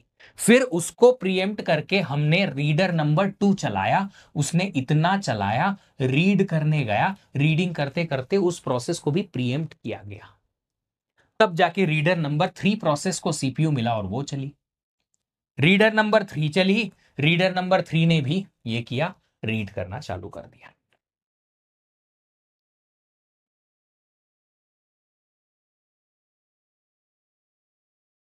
Did we use round robin और अदर एल्गोरिदम फॉर रीडिंग? ऐसा कुछ भी एल्गोरिदम का कोई सीन नहीं है। किसी भी सीक्वेंस में रन कराओ, कोई मतलब नहीं। किसी भी सीक्वेंस में प्रोसेस को सीपीयू मिलेगा, जब भी मिलेगा वो रीड राइट करने की कोशिश करेगी, दैट्स इट। इतना समझना है। अब समझो यहां पे, समझो यहां पे रीडर नंबर 2 बाहर जाता है। रीडर नंबर 2 ये जो आया था ये बाहर जाने की कोशिश कर रहा है, तो ये क्या करेगा, यहां से इसका आगे का कोड चलाएगा, वेट म्यूटेक्स चलाएगा, म्यूटेक्स फ्री था, वेट चलाया, 0 हुआ, रीड काउंट माइनस माइनस किया, रीड काउंट अब आ गया 2। क्या ये प्रोसेस जो है सबसे आखिरी प्रोसेस है? नहीं, और भी एक्टिव रीडर अभी बचे हुए हैं, ग्रेटर देन 0 है रीड काउंट, अभी भी 2 है, मतलब ये जो रीडर बाहर गया इसके बाद अभी भी और रीडर बचे हुए हैं, रीड काउंट 0 नहीं हुआ है। तो अगर रीड काउंट 0 नहीं हुआ है तो कंडीशन अभी भी ये वाली ट्रू नहीं है, सिग्नल नहीं चलेगा, सिर्फ सिग्नल म्यूटेक्स चलेगा। सिग्नल म्यूटेक्स चला, म्यूटेक्स को इसने छोड़ा और ये रीडर बाहर गया, खत्म, बाहर आ गया। ठीक है, फिर रीडर 1 एग्जिट होने की कोशिश करेगा। रीडर 1 एग्जिट होने की कोशिश करेगा, वो रीडिंग कर रहा था, पहले वेट म्यूटेक्स चलाया, 0, फिर चेक किया, read minus minus, read count minus minus करके 1। क्या रीड काउंट 0 हुआ है? नहीं, कंडीशन फॉल्स, तो इसके अंदर नहीं घुसेंगे, सिग्नल म्यूटेक्स कर दो, सिग्नल म्यूटेक्स म्यूटेक्स 1। ठीक है, फिर खत्म, रीडर बाहर चले गया, चले गया। अब लास्ट वाला रीडर बाहर जाने की कोशिश करेगा। लास्ट वाला रीडर है, क्यों? क्योंकि देखो रीड काउंट 1 ही बचा है, अब एक ही रीडर एक्टिव है जो रीडिंग कर रहा है। ठीक है, ये रीडर बाहर आएगा, पहले म्यूटेक्स पे वेट चलाएगा, म्यूटेक्स पे वेट चलाया, 0 आया mutex, read count minus minus, read count आ गया 0। इसके जाने के बाद अब कोई भी रीडर बचेगा नहीं। ठीक है, तो अगर रीड काउंट की वैल्यू 0 हो गई, मतलब ये रीडर प्रोसेस को समझ में आया कि भैया मैं आखिरी वाला हूं रीडर, मैं सबसे आखिरी रीडर हूं, तो ये रीड काउंट अगर 0 हो गया तो ये WRT को सिग्नल कर देगा। WRT को सिग्नल कर देगा मतलब राइटर्स को अनब्लॉक कर दिया। अगर कोई राइटर आगे जाए आए या और कोई रीडर आए तो उसको ये WRT लॉक करने मिल जाए या वेट चलाने मिल जाए। ठीक है, फिर उसके बाद ये रन करने के बाद सिग्नल म्यूटेक्स करेंगे, म्यूटेक्स छोड़ के इसने 1 कर दिया और खत्म। रीडर बाहर, जी हाँ राइटर बाहर।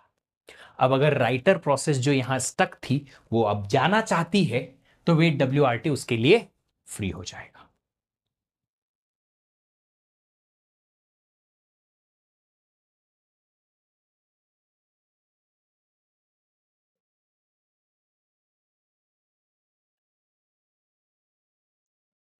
वेदांत ने क्वेश्चन पूछा कि सर हम रीड काउंट के लिए नॉर्मल वेरिएबल क्यों नहीं यूज करते, या सीमाफोर काउंटिंग वाला क्यों नहीं यूज करते। इसलिए यूज नहीं करते क्योंकि काउंटिंग सीमाफोर को आप ऐसे कंडीशन में नहीं लिख पाओगे। आप लिख पाओगे क्या?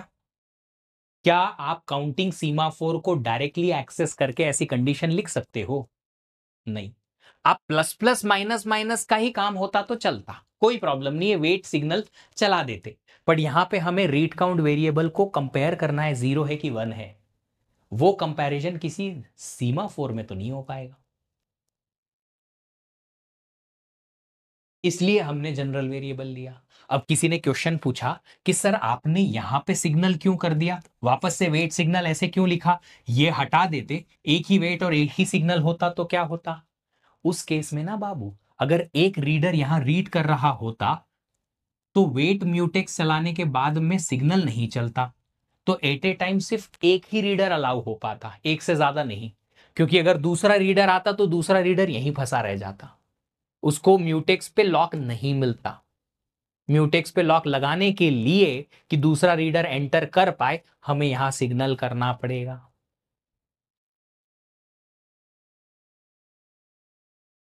दो रीडर प्रोसेस साथ में भी अराइव होंगी बेटा सीपीयू पे, तो एट ए टाइम एक ही चलेगी ना, कोई भी जो भी एक चलेगी वो ये वेट म्यूटेक्स जो भी पहले चला देगा वो रीड काउंट प्लस प्लस कर देगी बस। सर रीडिंग में परफॉर्म राइटिंग क्यों लिखा है?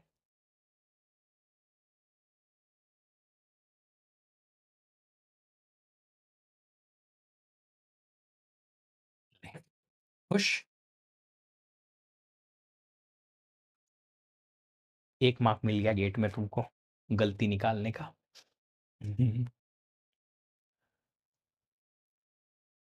अब ये कोड जो है ना बाबू लोग, तुमको ये कोड जो है याद रखना पड़ेगा।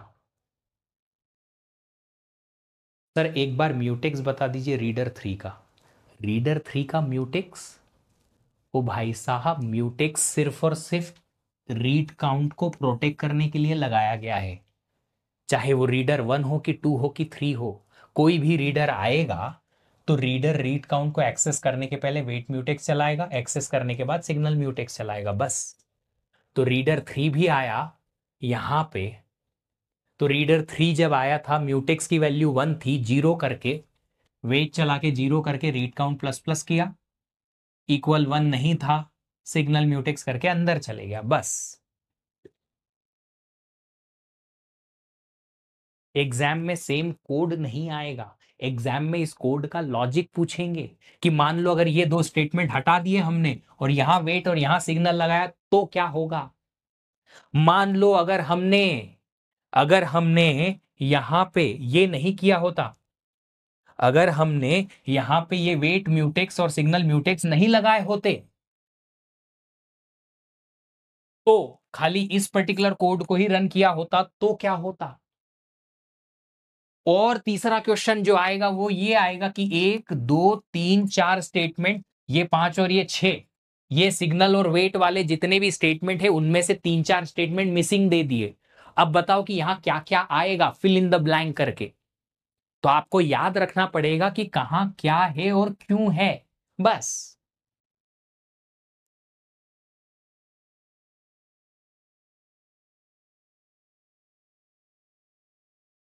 क्या होता बता दीजिए, अभी तो थोड़ी देर पहले बताया था, थोड़ी देर पहले तो बताया था कि अगर ये दोनों स्टेटमेंट हटा दें, यहाँ पे अकेला वेट है और यहाँ अकेला सिग्नल है, बीच में वेट और सिग्नल नहीं लगाए ये वाले, तो उसकी वजह से होगा क्या कि पहला रीडर भी आएगा यहाँ पे, वेट म्यूटेक्स चला के ये सब चला के और रीडिंग करने गया तो म्यूटेक्स 0 रहेगा, सिग्नल नहीं हुआ इसलिए, तो दूसरा रीडर एंटर नहीं कर पाएगा।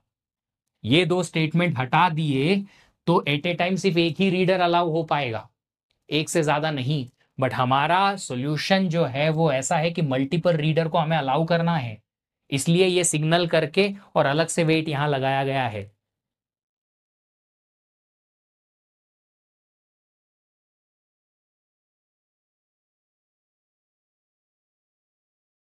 देखो, कोई भी सब्जेक्ट पढ़ो, किसी भी एग्जाम की तैयारी करो, रटना तो पढ़ेगा। कुछ भी हो, कहीं ना कहीं कोर्सेस में कुछ ना कुछ चीजें ऐसी आएंगी जो आपको एज इट इज याद रखनी पड़ेंगी। बट उस रटने के लिए अगर उसके पीछे का लॉजिक समझ में आएगा ना, तो कोड आप खुद से बना सकते हो वहां पे बैठ के। आप लॉजिक समझ जाओगे तो आपको पता चलेगा कि यार यहां ये लिखने से गलती हो जाएगी, यहां ये लिखना चाहिए, यहां पे वेट WRT लिखना चाहिए, यहां सिग्नल WRT लिखना चाहिए। ये इफ की कंडीशन आप बैठ के लॉजिकली बना पाओगे खुद से, अगर लॉजिक समझ में आया तो। नहीं तो खत्म।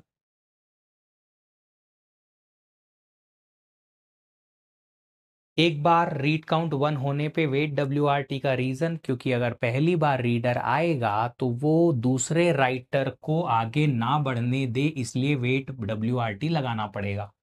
ये मैंने सबसे पहले रीडर को समझाने के पहले ही चीख चीख के बोला था।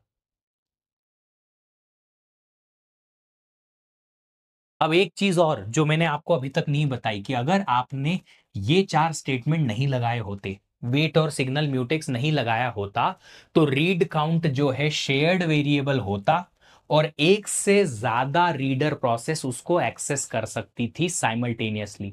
उसकी वजह से आपका रेस कंडीशन वाला प्रॉब्लम यहां पे आ सकता है। क्या आ सकता है? रेस कंडीशन वाला, कि दो प्रोसेसेस को रीड काउंट एक साथ 0 0 मिल गया, या दो प्रोसेसेस को रीड काउंट एक साथ 1 1 मिल गया। दोनों प्रोसेसेस यहां पे सिग्नल WRT या वेट WRT चलाने की कोशिश कर सकती हैं, क्योंकि रीड काउंट को हमने प्रोटेक्ट नहीं किया है। तो आप याद रखिएगा कि अगर आपने ये म्यूटेक्स के बीच में रीड काउंट नहीं लगाया होता, तो एक से ज्यादा रीडर प्रोसेस रीड काउंट की एक ही वैल्यू रीड करके या एक्सेस करके और रेस कंडीशन वाली प्रॉब्लम अकर हो जाएगी वहां पे।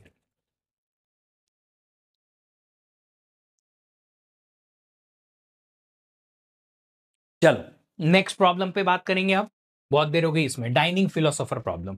डाइनिंग फिलोसोफर प्रॉब्लम जो है वो कुछ इंजीनियर्स ही हैं जिनका एक ही काम है, या तो बैठे बैठे कुछ तो भी फालतू सोचते रहते कि काश मेरे को 2 करोड़ रुपए मिल जाते, काश मेरी IIT में जॉब लग जाती, MTech एडमिशन डायरेक्टली मिल जाता, काश मेरी गेट में इतनी रैंक आ जाती, काश मेरे को ऐसे ही घर बैठे कोई लॉटरी खरीद के दे देता है और इतनी सारी लॉटरी लग जाती, काश मैं चांद पे पहुंच जाता, एटसेट्रा एटसेट्रा सारी सोचते हैं या फिर खाते हैं।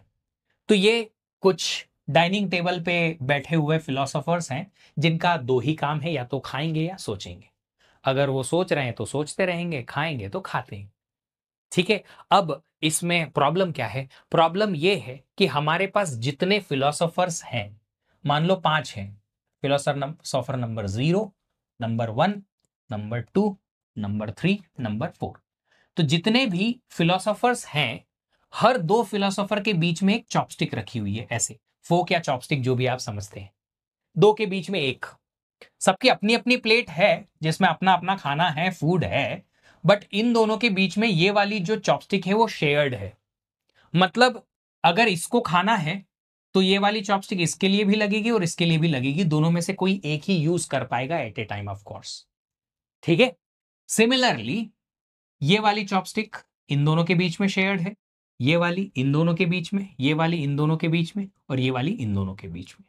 इस तरीके से हमारे पास 5 चॉपस्टिक हैं, 5 ही हमारे पास फिलोसोफर्स हैं। और ये जो फिलोसोफर्स हैं, एक फिलोसोफर जो है, इसको अगर खाना है, if that philosopher wants to eat, then इसको इधर और इधर दोनों साइड की चॉपस्टिक्स लेनी पड़ेंगी, दोनों साइड की चॉपस्टिक लेनी पड़ेंगी।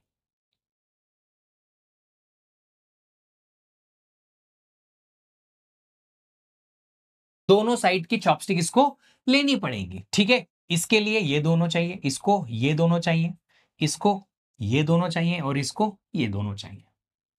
ठीक है। इनकी नंबरिंग कर देते हैं। Chopstick number 0, number 1, number 2, number 3 and number 4। तो आप देखो यहां पे आसानी से समझ सकते हो कि फिलोसोफर नंबर 0 को चॉपस्टिक 0 और 1 चाहिए, फिलोसोफर नंबर 1 को चॉपस्टिक 1 और 2 चाहिए खाने के लिए, फिलोसोफर नंबर 2 को 2 एंड 3 चाहिए, फिलोसोफर नंबर 3 को 3 और 4 चाहिए, और फिलोसोफर नंबर 4 को 4 एंड 0 चाहिए। अगर दोनों चॉपस्टिक एक साथ मिलेगी तो ही कोई फिलोसोफर खा सकता है, वरना नहीं। एक मिली तो एक से खा नहीं पाएगा। एक अगर मिली है तो क्या होगा, खा नहीं पाएगा। ठीक है, यह है हमारी डाइनिंग फिलोसोफर की problem. K philosopher seated on a round circular table, k equals to 5 है यहां पे। ठीक है, there is one chopstick between each philosopher, हर एक फिलोसोफर के बीच में एक एक, दो के बीच में एक चॉपस्टिक रखी हुई है। A philosopher may eat if he can pick up the two chopstick adjacent to him. ये भाई साहब जो है खा पाएंगे अगर ये और ये दोनों चॉपस्टिक एक साथ मिली, है ना। अब देखो, just for joke, please personally मत लीजिएगा, बट यहां पे ये फिलोसोफर्स को सबको मेल बता रखा है, क्योंकि मेल ही ऐसे हैं जो ये दोनों चॉपस्टिक से अगर ये खा ले तो फिर ये भी इस चॉपस्टिक को यूज कर लेता है। फीमेल में ऐसी क्वालिटी थोड़ी कम ही पाई जाती है। मेल को अरे सब चलता है, एक ही प्लेट से एक ही चम्मच से हम खा लेते हैं, आराम से खाएंगे, कोई तकलीफ नहीं होती। इसलिए ये एग्जाम्पल में मेल बता रखे हैं। ठीक है, हमको बस खाने को चाहिए सर, दो फ्री में दोगे, अच्छा अच्छा दोगे, हम सब खा लेंगे। चलो जोक्स अपार्ट, तो यहां पे फिलोसोफर तभी खा पाएगा जब इसकी एडजेसेंट दो चॉपस्टिक इसको मिलेगी, वरना नहीं खा पाएगा। फिर one chopstick may be picked up by any one of its adjacent follower but not both. अब देखो, ये अगर खाना चाहता है तो इसका एडजेसेंट फिलोसोफर ये वाला जो है, ये वाली इसकी चॉपस्टिक ले सकता है, पर ये वाली इसके पास नहीं जाएगी। मतलब इसका एडजेसेंट फिलोसोफर ये वाला जो है ये वाली चॉपस्टिक ले सकता है, पर दोनों एक साथ एक ही फिलोसोफर एडजेसेंट वाला नहीं ले पाएगा, ऐसा स्टेटमेंट है। क्यों? क्योंकि ये वाली इसके साथ शेयर्ड है, ये वाली इसके साथ शेयर्ड। ठीक है, चल अब क्या,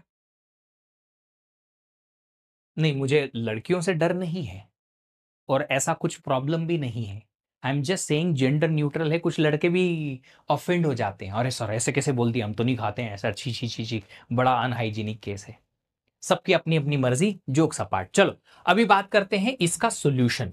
अब सॉल्यूशन के लिए हम क्या करेंगे, हम सॉल्यूशन के लिए ये करेंगे कि जो चॉपस्टिक हमने ली है, chopstick number 0, number 1, number 2, number 3, number 4, philosopher number 0, number 1, number 2, number 3, number 4। तो जो चॉपस्टिक हमने ली है, हर एक चॉपस्टिक को लॉक करने के लिए हमने हर एक चॉपस्टिक का एक सीमाफोर बना लिया। तो ये वाला चॉपस्टिक का सीमाफोर मैंने लिया चॉपस्टिक नंबर 0, इसका सीमाफोर लिया चॉपस्टिक नंबर 1, इसका 2, इसका 3, इसका 4। तो ऐसे 5 चॉपस्टिक के 5 सीमाफोर वेरिएबल बना दिए बाइनरी वाले। बाइनरी वाले इसलिए कि अगर एक ने उस पर वेट चला दिया तो फिर दूसरा नहीं चला पाएगा। मतलब अगर ये वाली चॉपस्टिक इसने लेगी तो फिर ये नहीं ले पाएगा, इसलिए बाइनरी, ताकि एट ए टाइम चॉपस्टिक को एक ही कोई यूज कर पाए। तो हमने यहां पे क्या कहा कि हम for k number of chopsticks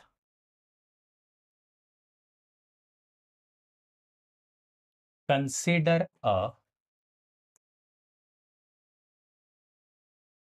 an array of binary semaphores. तो बाइनरी सीमाफोर का हमने एक एरे ले लिया के साइज का, साइज के, जिसको हमने नाम दिया चॉपस्टिक के। अब ये बाइनरी सीमाफोर है, जी हाँ। तो अगर आप थोड़ा सा इसको ध्यान देंगे तो ये आ जाएगा हमारा चॉपस्टिक बाइनरी सीमाफोर 0, ये है हमारा chopstick binary semaphore index 1 and so on. ठीक है, चलिए आगे बढ़ते हैं, है ना, इतना हो गया।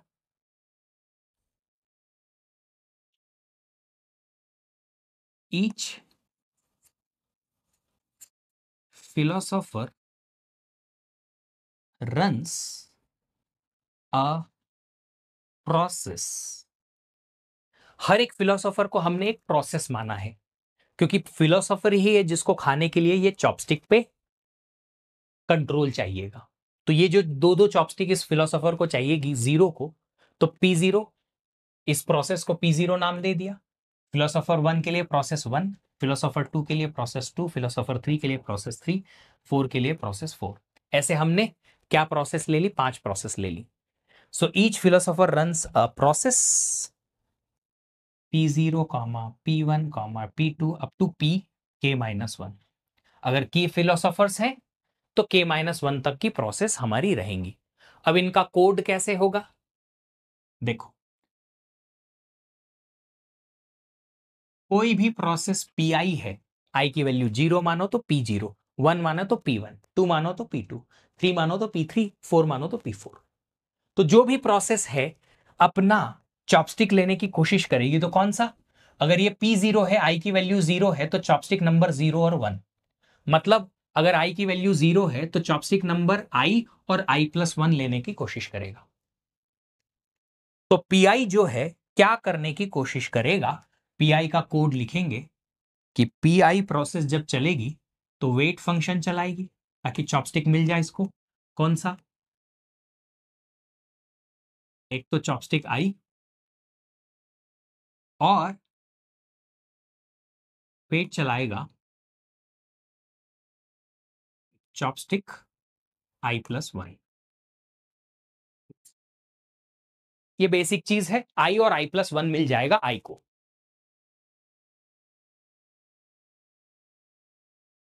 ठीक है, बट सर जी अगर I की वैल्यू 4 हुई तो P4 जो है 4 और 5, 5 तो है ही नहीं है, 0 है वापस। तो इसको कैसे हैंडल करेंगे? P4 के लिए कोड थोड़ा अलग चलेगा। जी हाँ, तो उसके लिए हम ना मैथमेटिक्स का एक रैप अराउंड फंक्शन लिख देंगे, काम हो जाएगा। मैथमेटिक्स का एक सिंपल सा फंक्शन होता है मॉड्यूलस फंक्शन, जो सी प्रोग्रामिंग में हम देखते हैं। मॉड्यूलस फंक्शन क्या करता है? मॉड्यूलस जो है रिमाइंडर देता है।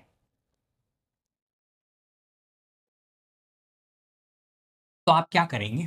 I+1 को मॉड ले लीजिए। किससे? के से। I+1 को के से आपने मॉड ले लिया और वो वाला इंडेक्स पे आप चॉपस्टिक लेंगे तो होगा क्या?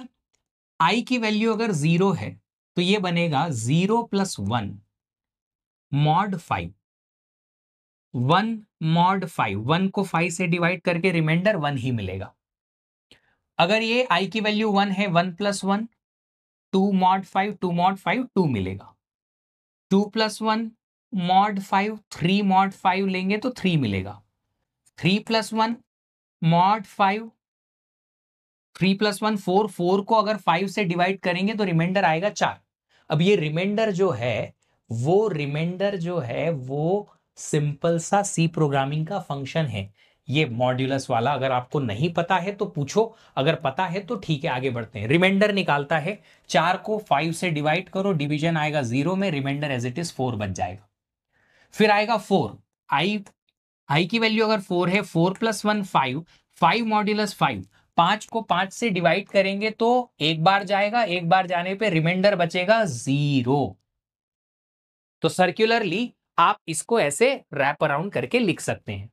ये देखो, आई की वैल्यू अगर 0 है तो 0+1 1, 1 है तो 1+1 2, 2 है तो 2+1 3, 3 है तो 3+1 4, 4 है तो 4+1 मॉड करके और 0 पे वापस आ जाएंगे। तो आई की वैल्यू अगर 4 होगी तो यहां पे ये क्या देगा? Chopstick number 0। ये मैथमेटिक्स है।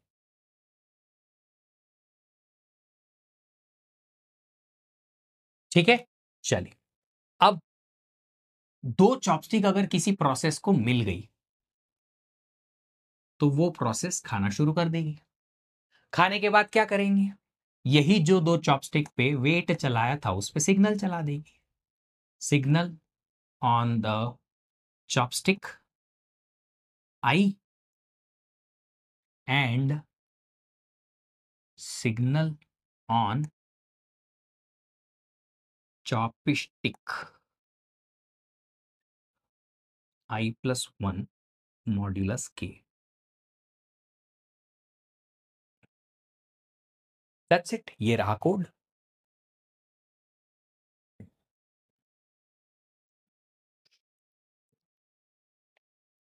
देख लो आराम से। अगर ये वाला कोड समझ में आया, बहुत सिंपल सा है। 2 चॉपस्टिक लेने की कोशिश करेंगे, मिल गई तो खा लेंगे, नहीं मिली तो वेट करते रह जाएंगे, फंसे रह जाएंगे। और अगर मिल गई खाएंगे, खाने के बाद सिग्नल कर देंगे दोनों चॉपस्टिक को। बस यही हर एक प्रोसेस का कोड रहेगा। अब ऐसा है जी कि ये तो समझ में आ गया, बहुत सिंपल भी है, इसमें कोई तकलीफ भी नहीं है, कोड तो बहुत सिंपल सिंपल सा है ना सर। हाँ जी, इसमें प्रॉब्लम है। क्या प्रॉब्लम है? प्रॉब्लम ये है कि जो आपके सामने चॉपस्टिक का ये वेट और सिग्नल का कोड लिखा हुआ है, ये जो डाइनिंग फिलोसोफर प्रॉब्लम का सॉल्यूशन लिखा हुआ है, it can suffer from deadlock.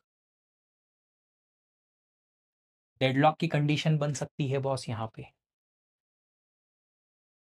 Sir her process को दोनों चॉपस्टिक म्यूचुअल एक्सक्लूसिव में एक्सेस करनी चाहिए ना। हाँ जी बिल्कुल, म्यूचुअल एक्सक्लूजन में रहेगा तो पहले एक चॉपस्टिक फिर दूसरी, दोनों एक साथ तो नहीं मिलेगी ना, एक के बाद एक ही लेगा। तो पहले एक मिली तो फिर दूसरी लेने की कोशिश करेगा, दोनों मिल गई तो आगे बढ़ेगा। म्यूचुअल एक्सक्लूजन चलाने के लिए ही तो यहाँ पे हमने क्या किया, इन चॉपस्टिक को, ये जो वेरिएबल बनाया हमने चॉपस्टिक वाला, ये इसको हम 1 से इनिशियलाइज कराएंगे। जितने भी वेरिएबल हैं इसमें सारे 1 से इनिशियलाइज होंगे। जितनी भी चॉपस्टिक के हमारे पास एरे एलिमेंट्स हैं वो सारे 1 से इनिशियलाइज होंगे, ताकि जब पहली बार वेट चले तो सक्सेसफुली चल जाए एक चॉपस्टिक पे, दूसरा ना लगा पाए। कैसे डेडलॉक होगा बताते हैं। मान लें जी कि पहला स्टेटमेंट सबने चलाया, P0 प्रोसेस आई, उसने सबसे पहले ये वाला स्टेटमेंट चलाया, वेट चॉपस्टिक आई। वेट चॉपस्टिक आई, P0 को ये वाली चॉपस्टिक मिल गई। ठीक है, इसने वेट चला दिया तो चॉपस्टिक का जो सीमा फोर था वो हो गया 0। ये चॉपस्टिक इसने उठा ली। अब उसके बाद इस प्रोसेस का हुआ प्रीएम्पशन और P1 आ गई। P1 ने भी यही चीज की कि उसने चॉपस्टिक नंबर 1 लेने की कोशिश की। चॉपस्टिक नंबर 1 लेने की इसने कोशिश करी, मिल गया, क्योंकि उस पर वेट फंक्शन चल गया, वो अभी उठाई नहीं थी। P0 ने सिर्फ ये वाली चॉपस्टिक उठाई थी, ये उठाता उसके पहले P0 प्रीएम्प्ट हो गया और 1 आया, उसने ये चॉपस्टिक उठा ली। अब P1 का भी प्रीएम्पशन हुआ, P2 आया, उसने आई नंबर चॉपस्टिक ये वाली उठा ली। फिर इसका भी प्रीएम्पशन हुआ, P3 आया, इसने ये वाली चॉपस्टिक उठा ली। फिर P4 आया, उसने ये वाली चॉपस्टिक उठा ली। अब देखो सारी की सारी चॉपस्टिक जो हैं वो ऑक्यूपाइड है पहली पहली वाली स्टेटमेंट चला के। P1 ने ये चलाया, P2 ने भी ये चलाया, P3 ने भी ये चलाया, P4 ने भी ये चलाया, P0 ने भी यही चलाया। तो चॉपस्टिक नंबर 0 1 2 3 4 सब जो है अब एक एक करके 0 हो चुके हैं वेट चलने के बाद। अब सारी की सारी प्रोसेसेस जो हैं इस सेकंड वाले वेट में फंस जाएंगी। क्यों? क्योंकि कोई भी चॉपस्टिक फ्री नहीं है। अगर फ्री नहीं है तो सारे चॉपस्टिक वेरिएबल 0। अगर सारे चॉपस्टिक वेरिएबल सीमा 4 वाले 0 तो वेट उन पे चल नहीं पाएगा। अगर किसी पे भी वेट नहीं चला तो डेडलॉक। क्यों डेडलॉक? क्योंकि मेरा ये कोड कहता है कि सारी प्रोसेसेस यही चलाएंगी, ये वाला स्टेटमेंट। ऐसा कहीं नहीं लिखा है कि अगर दूसरी चॉपस्टिक फ्री नहीं है तो ये वाली सिग्नल कर दो, लिखा है क्या कहीं? नहीं, ऐसा कोई कोड नहीं है। कोड है कि पहली वाली उठाओ फिर दूसरी उठाने के लिए वेट करो, अगर नहीं मिलती है तो चलाते रहो चलाते रहो, यही वेट चलाते रहो चलाते रहो चलाते रहो। तो सारी प्रोसेसेस एक एक करके ये कोड चलाती रहेंगी, वेट में फंसी रह जाएंगी और कभी जिंदगी में आगे नहीं बढ़ पाएंगी। डेडलॉक का तो मतलब ही ये होता है कि अगर प्रोसेसेस आगे बढ़ ही ना पाए, गारंटी है कि आगे ना बढ़ पाए, तो वहां पे क्या होगा? डेडलॉक होगा।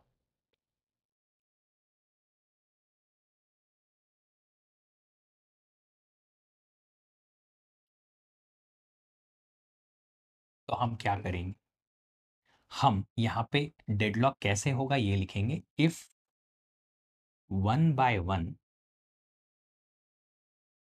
ऑल philosophers 1 चॉपस्टिक, एक एक करके अगर सारे फिलोसोफर्स एक एक चॉपस्टिक पिक कर लेंगे तो फिर दूसरी वाली चॉपस्टिक कभी पिक नहीं कर पाएंगे। ठीक है,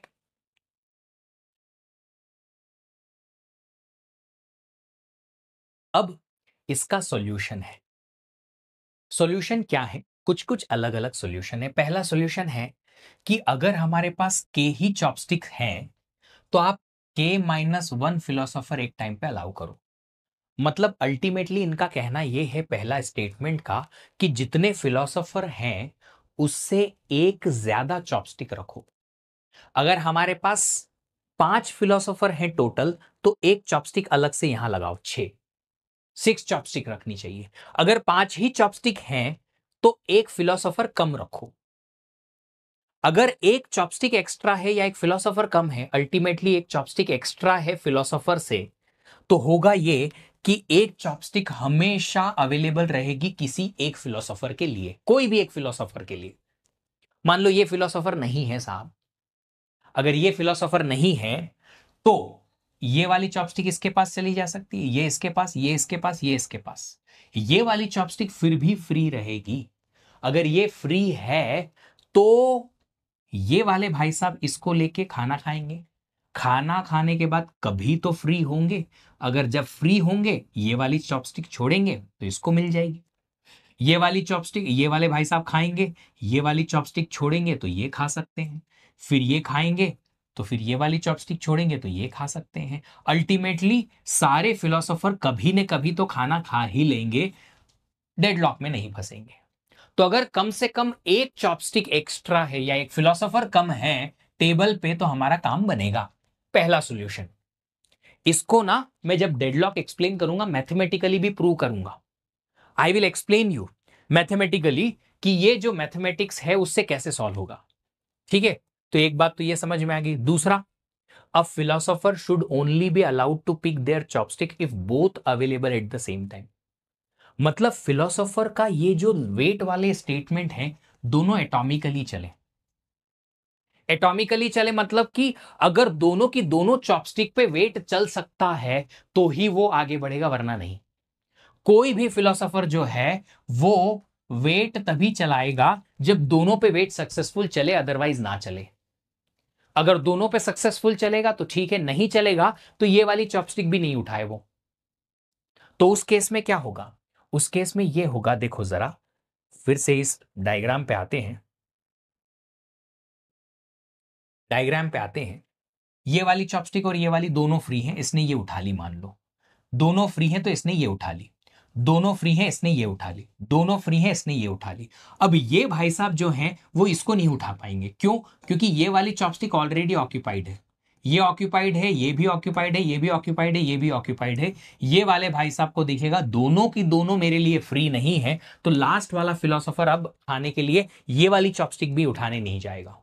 क्यों नहीं जाएगा? क्योंकि उसके लिए दोनों चॉपस्टिक अवेलेबल नहीं है, एक ही अवेलेबल है, तो वो फिर रुकेगा। अगर ये रुका तो ये वाली चॉपस्टिक फ्री रहेगी, फिलोसोफर नंबर 3 खा पाएगा।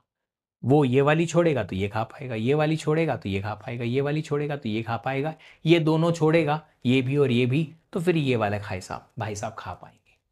तो अल्टीमेटली दोनों अगर चॉपस्टिक फ्री है एट द सेम टाइम तो ही पिक करो, अदरवाइज मत करो। लास्ट में, one philosopher should pick left chopstick first and right chopstick next, while all other will pick right one first. ये बोलता है असिमेट्रिक सॉल्यूशन दे दो।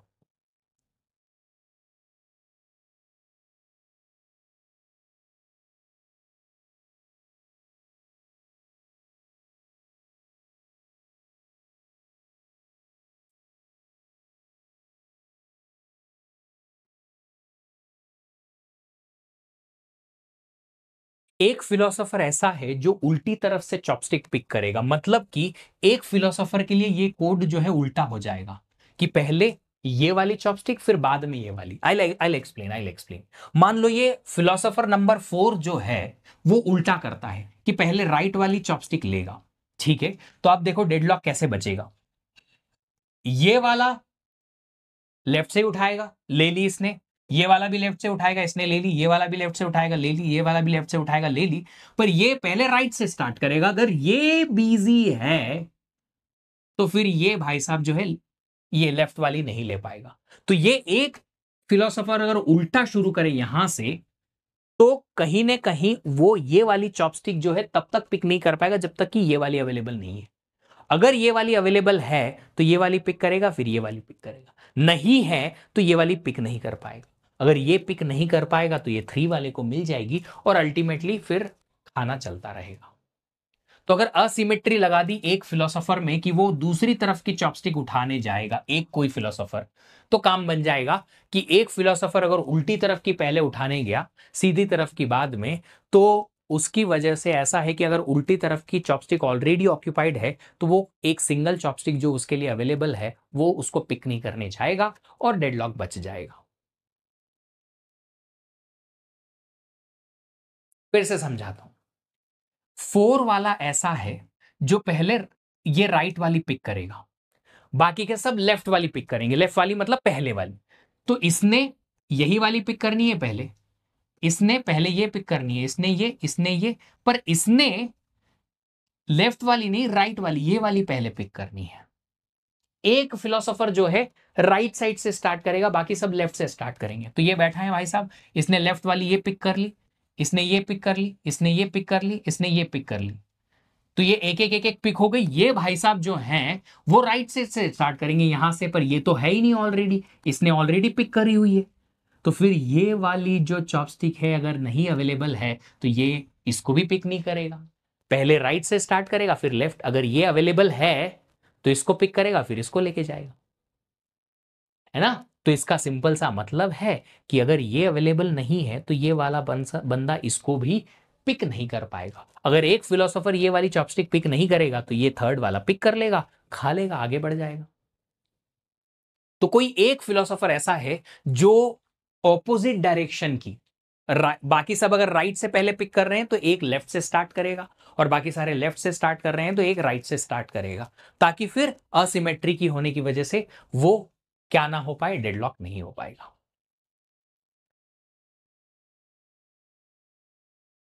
चलिए, ये था हमारा डाइनिंग फिलोसोफर का problem. That much only we had to discuss. अब आगे बढ़ते हैं और स्टार्ट करते हैं डेडलॉक चैप्टर।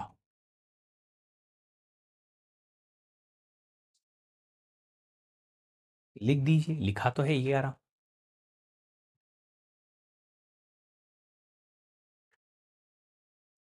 लिखा तो है, यही तो लिखा है। चलिए, डेडलॉक होता क्या है, इसकी डेफिनेशन मैंने लिखी है। If two or more processes are waiting for such an event which is never going to occur. अगर दो या दो से ज्यादा प्रोसेस, अच्छा इसको हटा देते हैं यहां से, कोई जरूरत नहीं फिर इसकी।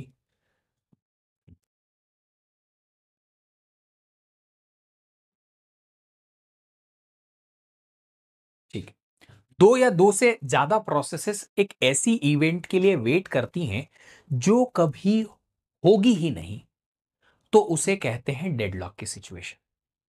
जैसे कि यहां पे अगर सारे के सारे जितने भी हमारे फिलोसोफर्स हैं उन्होंने, इसने ये चॉपस्टिक ले ली, इसने ये, इसने ये, इसने ये, इसने ये, तो सारे के सारे जो हमारे फिलोसोफर्स हैं इवेंट के लिए वेट करेंगे। कौन सी इवेंट के लिए? दूसरी चॉपस्टिक फ्री हो तो मैं खाऊं, पर दूसरी चॉपस्टिक फ्री ही नहीं हो पाएगी। सब के सब ये वेट चलाने के लिए वेट करते रह जाएंगे और किसी के लिए भी वेट सक्सेसफुल कभी भी नहीं हो पाएगा। That is called as deadlock. तो अगर प्रोसेसेस एक ऐसी सिचुएशन में फंसी हुई है जहां पे प्रोसेस वेट ही करती रह जाएंगी, आगे बढ़ेंगी ही नहीं, कभी भी नहीं बढ़ेंगी, तो उसे डेडलॉक की सिचुएशन कहते हैं। सर बट यहां पे स्टारवेशन एग्जिस्ट करता है। जी हां, बिल्कुल स्टारवेशन है। अगर आप यहां कहीं न कहीं एक फिलोसोफर को चॉपस्टिक पिक करवाओगे तो दूसरे को तो वेट करना पड़ेगा, बिल्कुल करना पड़ेगा। पर यहां स्टारवेशन नहीं उतना ज्यादा इंपैक्ट करेगा, क्योंकि एक पर्सन जो है किसी दूसरे एक ही पर्सन पे वेट करेगा। अब समझो यहां पे, जैसे कि ये पर्टिकुलर केस है, यहां से कारें आ रही हैं, गाड़ियां आ रही हैं, इस डायरेक्शन में जा रही हैं,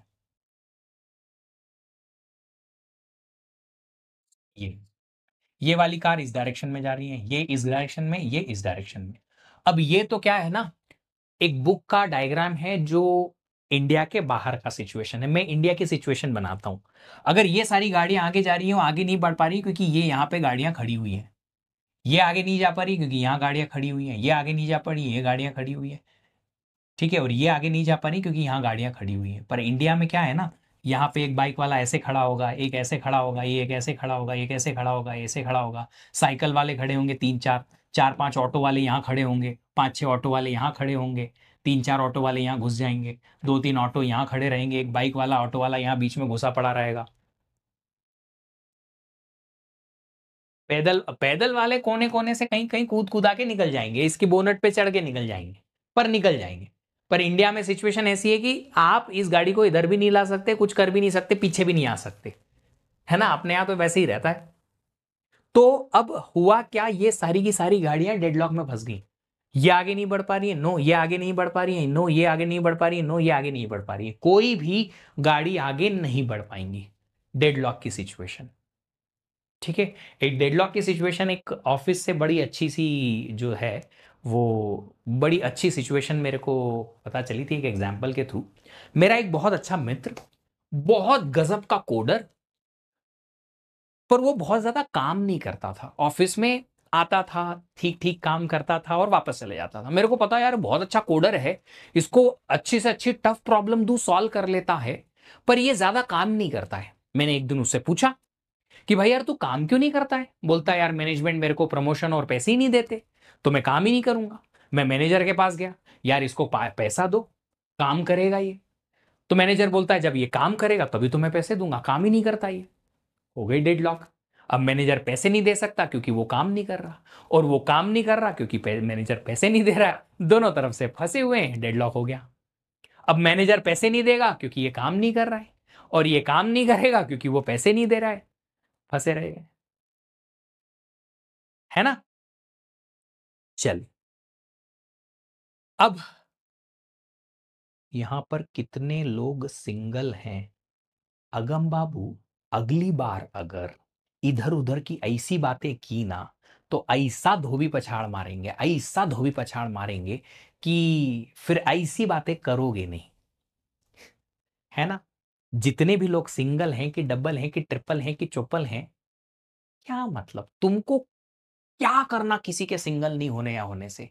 ऐसी क्या इंफॉर्मेशन मिल जाएगी इस चीज से कि तुमको गेट में अच्छी रैंक आ जाए या तुम्हारा अच्छा करियर बन जाए?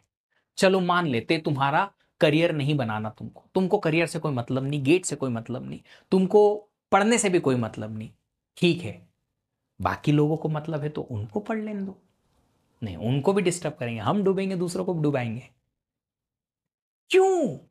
ऐसी क्या इंफॉर्मेशन यहां इससे मिल जाएगी जिससे तुम्हारी गेट निकले या करियर बन जाए? अगर नहीं मिलेगी तो ऐसी पंचायती सोचने का यहां क्लास में क्या मौका? ये बहुत सीरियस क्लास चलती है बॉस।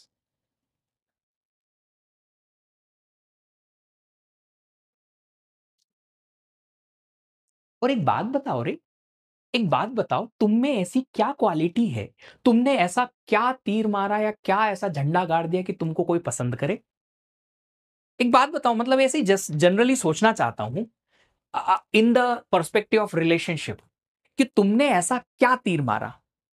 किसी अमीर घर पैदा हो गए ये, या बड़ा सुंदर सा शरीर है हमारा इसलिए? What exactly, I just want to know. मतलब लोग एक दूसरे में देखते क्या है कि तुमको कोई पसंद करे? अरे यार क्या गजब बंदा है, कोई तो टैलेंट होगा, अच्छा गाते होंगे, अच्छा डांस करते होंगे। भाई साहब जब तक खुद का कमाया हुआ पैसा ना हो ना, तब तक तो मेरी नजर में तो नहीं है, बाकी लोग क्या जाने, मेरी नजर में तो नहीं है, है ना। चलो वापस आओ इधर। तो डेडलॉक के दो एग्जाम्पल मैंने बताए, ये और भी बहुत सारे हैं दूसरे। ठीक है, एक और डेडलॉक का एग्जाम्पल बताता हूं, बड़ा सिंपल सा। आप मान लो अपने स्कूल से वापस आते हो, छोटे हो, बच्चे हो आप, 8 10 साल 12 साल के एज में। आप इमेजिन करो अपने आप को, आप स्कूल से वापस आते हो, आप और आपका एक सिबलिंग, सिबलिंग आपकी ही एज का 1-2 साल बड़ा छोटा समझ लो, मान लो है कोई भाई या बहन है, अब दोनों क्रिकेट खेलने के इच्छुक हैं, इच्छा रखते हैं और दोनों क्रिकेट खेलना तो चाहते हैं। मैं अपने मतलब आप अपने दोस्तों के साथ खेलना चाहते हो, आपके सिबलिंग को नहीं खिलाना चाहते। आपका सिबलिंग भी अपने दोस्तों के साथ जाना चाहता है, आपको नहीं ले जाना चाहता। तो दोनों के दोनों अपना सिंगल अपने अपने खेलना चाहते हैं क्रिकेट। वापस आते हैं, अब बात यह है कि आपके घर में सिर्फ एक ही बैट है, एक ही बॉल है और उसी से आप अपने दोस्तों के साथ खेलना चाहते हो, आपका सिबलिंग अपने दोस्तों के साथ खेलना चाहता है। जैसे ही आप स्कूल से आते हो, पैर फेंक के ऐसे करके जूते निकाले, सॉक्स निकाले, इधर फेंका, बैग उधर फेंका, चीजें इधर फेंकी, गिरते लड़ते पड़ते उस रूम में गए जहां पे बैट बॉल रखी हुई है, दोनों लपक के एक दूसरे को धक्का मार के घुसते हैं। आपके सिबलिंग ने बॉल पकड़ ली है और आपके हाथ में बल्ला आ गया है, बैट आ गया है। अब होगा महाभारत। क्यों? क्योंकि भैया बैट तो मैं छोड़ने नहीं रहा, मैं बैट नहीं छोड़ूंगा, मेरे को बॉल भी चाहिए ताकि मैं अपने दोस्तों के साथ खेल पाऊं। अब मेरा सिबलिंग जो है उसको बॉल चाहिए, बॉल तो है ही उसके पास, बैट चाहिए उसको ताकि वो अपने दोस्तों के साथ खेल पाए। अब हो गया डेडलॉक। क्यों? क्योंकि मैं बैट छोड़ नहीं रहा और मेरे को बॉल के लिए वेट करना पड़ेगा कि जब ये बॉल छोड़े तो फिर मैं आगे बढ़ूं। वो बॉल पकड़ के और बैट का वेट कर रहा है कि कभी बैट ये छोड़ दे तो मैं खींच के लेके जाऊं और मैं खेल लूं। पर दोनों अपना अपना रिसोर्स छोड़ नहीं रहे, ना तो वो बॉल छोड़ रहा, ना मैं बैट छोड़ रहा हूं और ना ही उसके साथ मेरे को खेलने का है। हो गया डेडलॉक। यस, हो गया डेडलॉक। तो क्या? तो डेडलॉक ऐसा है कि अगर दो या दो से ज्यादा प्रोसेसेस एक ऐसी इवेंट या ऐसी चीज के लिए वेट करती रह जाएं जो कभी भी ऑकर नहीं होगी, तो डेडलॉक होगा। ठीक है। अब डेडलॉक समझने के लिए हमें कुछ चीजें समझनी पड़ेंगी, क्योंकि यहां जो हम डेडलॉक पे डिस्कशन करेंगे वो करेंगे आईओ डिवाइसेस या रिसोर्सेस के लिए। जितना भी हमारा डेडलॉक का डिस्कशन होगा यहां पे, वो डिस्कशन होगा कि कोई प्रोसेस है जिसको कोई एक आईओ डिवाइस की जरूरत है, डिस्क, प्रिंटर, कीबोर्ड, माउस या कोई भी एक आईओ डिवाइस। ठीक है। अब एक प्रोसेस को कोई आईओ डिवाइस अगर वो चाहिए, तो क्या वो आईओ डिवाइस वो प्रोसेस डायरेक्टली यूज कर सकता है? नहीं। क्यों नहीं? क्योंकि अगर किसी प्रोसेस को एक रिसोर्स या आईओ डिवाइस चाहिए तो उस प्रोसेस को ऑपरेटिंग सिस्टम के सामने भीख मांगनी पड़ेगी कि ओएस मुझे कैमरा चाहिए, प्लीज मेरे को दे दो। तो अगर कैमरा फ्री है, कोई दूसरी प्रोसेस के पास नहीं है, तो ये ओएस उसको दे देगा। नहीं है कैमरा फ्री तो मना कर देगा, ओएस रुको, वेट करो तुम, क्योंकि कैमरा किसी और के पास है। आई बात समझ में? ऐसा क्यों? क्यों वो डायरेक्टली प्रोसेस किसी एक रिसोर्स को डायरेक्टली यूज नहीं कर सकती? प्रोटेक्शन का खेल है बॉस। कोई भी प्रोसेस ऐसे तो किसी भी रिसोर्स को ब्लॉक करके रख जाएगी। कोई वायरस प्रोसेस आपने बना दी, उसने कैमरा लॉक कर दिया और वो कैमरा खुल ही नहीं रहा किसी दूसरी प्रोसेस से। ऑपरेटिंग सिस्टम उसको कंट्रोल करेगा कि किसी भी आलतू फालतू एरी गेरी प्रोसेस को कोई भी रिसोर्स ऐसे एलोकेट ना कर दे। इसलिए ओएस ही देखेगा कि अरे यार ये प्रोसेस को कैमरा देना चाहिए तो देंगे, नहीं तो नहीं देंगे। इस प्रोसेस को डिस्क चाहिए, डिस्क देंगे, हाँ जी देना चाहिए तो देंगे वरना नहीं देंगे।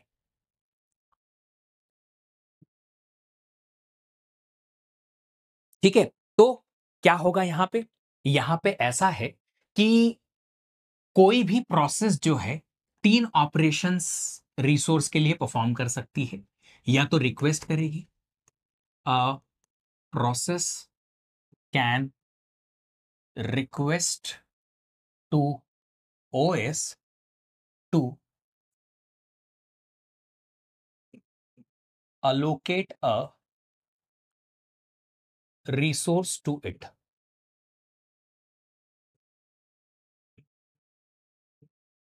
ठीक है। बड़ा सिंपल सा पॉइंट है। यूज करेगी, अगर ओएस ने उसको ग्रांट कर दी रिक्वेस्ट, उसकी रिक्वेस्ट ग्रांट कर दी कि हाँ जा लेके जा, जाओ मजे करो खुश रहो, तो फिर प्रोसेस उसको यूज करेगी।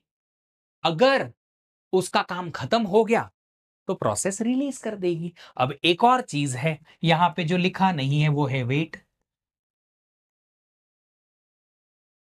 If resource is not available, then process will wait.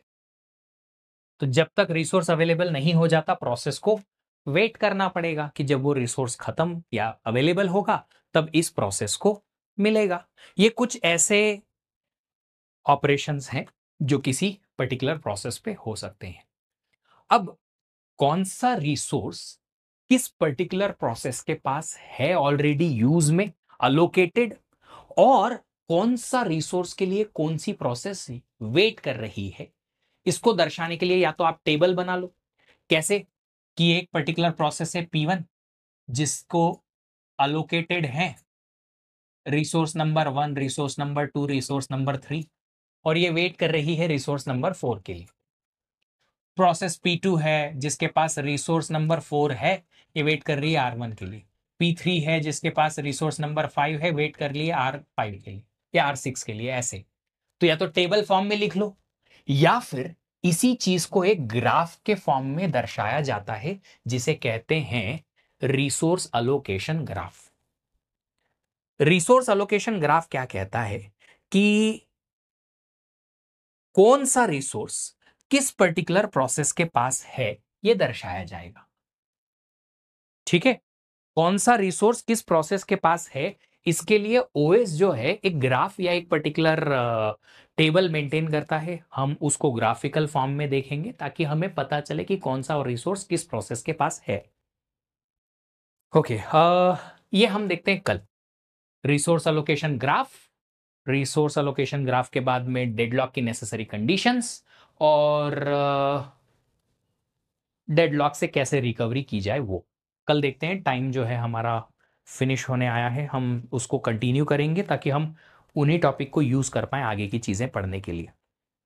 ठीक है, मैं आप लोगों को जो भी डांटता हूं ना, मेरा पर्पस सिर्फ एक है कि आप लोगों का फोकस बढ़े about the studies, towards the studies. तो जब आप ये इधर उधर की फालतू बातें करते हैं, ऑफ कोर्स मैं उसे इग्नोर भी कर सकता हूं आसानी से, पर मैं इसे इग्नोर इसलिए नहीं करता हूं ताकि तुम लोगों को थोड़ा सा ये समझ में आए कि करियर कितना इंपॉर्टेंट है. मैंने पता नहीं कितने ही मोटिवेशन सेशन या स्ट्रेटेजी सेशंस लिए हैं, उनमें ये बात बहुत बार बोली है, तुमको फिर से बोलता हूं. तुम में से बहुत सारे बच्चे होंगे जो अभी अपना घर छोड़ के और हॉस्टल में रह रहे होंगे. रहते हैं ना, रहते हैं ना, रहते हो ना, बहुत सारे बच्चे रह रहे हैं हॉस्टल में. या अगर नहीं भी रह रहे हो तो आईआईटी आईआईएससी ज्वाइन करने के लिए अपना घर छोड़ के और हॉस्टल में रहने जाओगे, सिटी छोड़ के जाओगे. मैं भी छोड़ के आया था. उज्जैन सिटी एमपी से 1500 किलोमीटर दूर बैंगलोर आया था मास्टर्स करने के लिए, अपना करियर बनाने के लिए. आपको जॉब लगेगी तो आप भी बैंगलोर, हैदराबाद, पुणे, दिल्ली, नोएडा सिटीज में जाओगे अपना होम टाउन छोड़ के. अब आप सोच लो यार कि करियर एक ऐसी चीज है जिसके लिए आप अपना सिटी, अपना प्रदेश, अपना देश भी छोड़ने के लिए रेडी हो अकेले. अपने मम्मी के हाथ का खाना छोड़ दोगे, अपने दोस्तों को छोड़ दोगे जो आपके साथ में खेले हैं, घूमे हैं, अपना पूरा परिवार वहां छोड़ के और किसी नई सिटी में आ जाओगे. आपसे ज्यादा आपके पेरेंट्स को दुख होगा इस बात का कि यार अकेला कैसे मैनेज करेगा एटसेट्रा. तो करियर इतनी इंपॉर्टेंट चीज है जिसके लिए आप अपने पेरेंट्स का साथ छोड़ देते हो कुछ सालों के लिए, या शायद बहुत प्रोलॉन्ग्ड टाइम के लिए अपना घर का कंफर्ट छोड़ के आते हो. अगर इतनी इंपॉर्टेंट चीज है कि पेरेंट्स को भी आप छोड़ सकते हो, जो कि शायद हमारे लिए फैमिली बहुत ज्यादा इंपॉर्टेंट होती है, उनको भी उनसे दूर रहने के लिए रेडी हो जाते हो, तो इसको इतना फोकस मिलना चाहिए जिंदगी में जितना ये इंपॉर्टेंट है. बहुत ज्यादा जरूरी है ये पॉइंट समझना कि ये बहुत जरूरी है. आप करियर की इंपॉर्टेंस को समझो, क्योंकि ये करियर फिर बाद में आपको हर चीज देगा. रिस्पेक्ट देगा आपको, आपके पेरेंट्स को, आपको सोसाइटी में रिस्पेक्ट दिलाएगा, पैसे दिलाएगा, आपको नॉर्मल जीने के लिए पैसे देगा, सब कुछ देगा. ये सब कुछ इसलिए इतना इंपॉर्टेंट है. जीने के लिए जो रेगुलर रूटीन में आपको सब कुछ जो चाहिए वो यहां से मिलेगा. तो आप लोग थोड़ा सा सीरियस हो जाओ इस चीज को लेके कि हाँ यार इतना जरूरी है. ठीक है, तो बहुत बहुत जरूरी है, बहुत ज्यादा जरूरी. फोकस करना सही पॉइंट को कि हाँ कैसे आपका ये करियर बनेगा. और अगर हाँ आपके पेरेंट्स के पास बहुत पैसा है आपके पेरेंट्स या पेरेंट्स इन लॉ जो भी होने वाले हैं, अगर वो आपको ढेर सारा पैसा दे सकते हैं, लाखों करोड़ों रुपए दे सकते हैं कि ले भाई तू जॉब कर, जॉब छोड़, धंधा कर, बिजनेस कर, दुकान खोल ले एटसेट्रा, तो फिर आपको चिंता करने की जरूरत नहीं है। पर अगर नहीं है तो करने की जरूरत है। बनाना पड़ेगा करियर खुद से, इंटरव्यू भी खुद देने पड़ेंगे, रिटर्न टेस्ट भी खुद ही लिखना पड़ेगा, कोई नहीं आएगा, कोई मदद करने नहीं आएगा, जॉब भी खुद ही ढूंढनी पड़ेगी, जॉब का काम भी खुद ही करना पड़ेगा, भी खुद ही करनी पड़ेगी। करियर एक ऐसी चीज है जो खुद ही कर सकते हो, दूसरा कोई हेल्प थोड़ी कर पाएगा, ज्यादा नहीं, अपनी हेल्प खुद ही करनी पड़ेगी। तो सीरियस होना जरूरी है, वरना स्ट्रगल करते रह जाओगे लाइफ टाइम, और फिर रिग्रेट करोगे काश वो 2 साल में हम पढ़ाई कर लेते, काश 3 साल में पढ़ाई कर लेते, काश उस टाइम पे एमटेक कर लेते, ये कर लेते, वो कर लेते। कोई रिग्रेट जिंदगी में चाहिए नहीं, इसलिए अभी सीरियस हो जाओ जितना हो सकता है।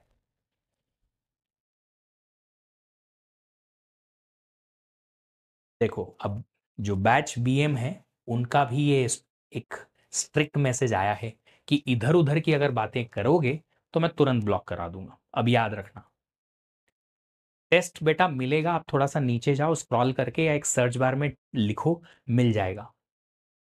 सिंक्रोनाइजेशन हार्ड है, लगना भी चाहिए। 2 बार रिवाइज करो, 3 बार रिवाइज करो, प्रैक्टिस करो, पीवाई क्यूज क्वेश्चन सॉल्व करो, मिलेगा। ठीक है चलो, अगर प्रियम्पशन नहीं करेंगे तो डेडलॉक नहीं होगा, अगर प्रियम्पशन नहीं करेंगे तो एक पर्टिकुलर फिलोसोफर आगे बढ़ता ही जाएगा, दूसरा फिलोसोफर आ ही नहीं पाएगा। बट यहाँ पे प्रियम्पशन नहीं करेंगे ऐसा केस बनता नहीं है ना। प्रियम्पशन हो सकता है किसी भी प्रोसेस का कभी भी, तभी तो सिंक्रोनाइजेशन में इशू आते हैं। अगर कोई प्रोसेस प्रीएम्प्ट ही नहीं होगी तो सिंक्रोनाइजेशन में कभी इशू नहीं आएगा, क्योंकि एक प्रोसेस पूरी खत्म होगी तभी दूसरी प्रोसेस जो है आएगी। तो 1 बाय 1 अगर प्रोसेस रन होंगी तो सिंक्रोनाइजेशन का इशू कभी क्रिएट ही नहीं होगा। प्रियम्पशन ही है तभी तो सिंक्रोनाइजेशन का इशू आता है। टेस्ट मोबाइल ऐप पे विजिबल है, देख लो, मोबाइल ऐप से देख लो यार, एक बार मिल जाओ। चलिए, बैंगलोर के सामने ही रहता हूँ, बढ़िया। Okay, thank you so much. Please थोड़ा सा सीरियस हो जाइए अपने थोड़ा सा करियर के लिए।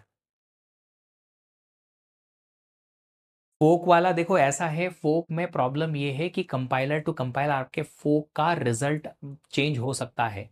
तो आप किसी स्पेसिफिक कंपाइलर के हिसाब से अपना आंसर मत देखिए, जो गेट में आंसीसी का कंपाइलर आता है उसी को ही मैटर करना है। बिल्कुल करो, बिल्कुल करो, टेस्ट सीरीज तो बिल्कुल ले लो। चलिए, okay, see you tomorrow, bye bye, thank you.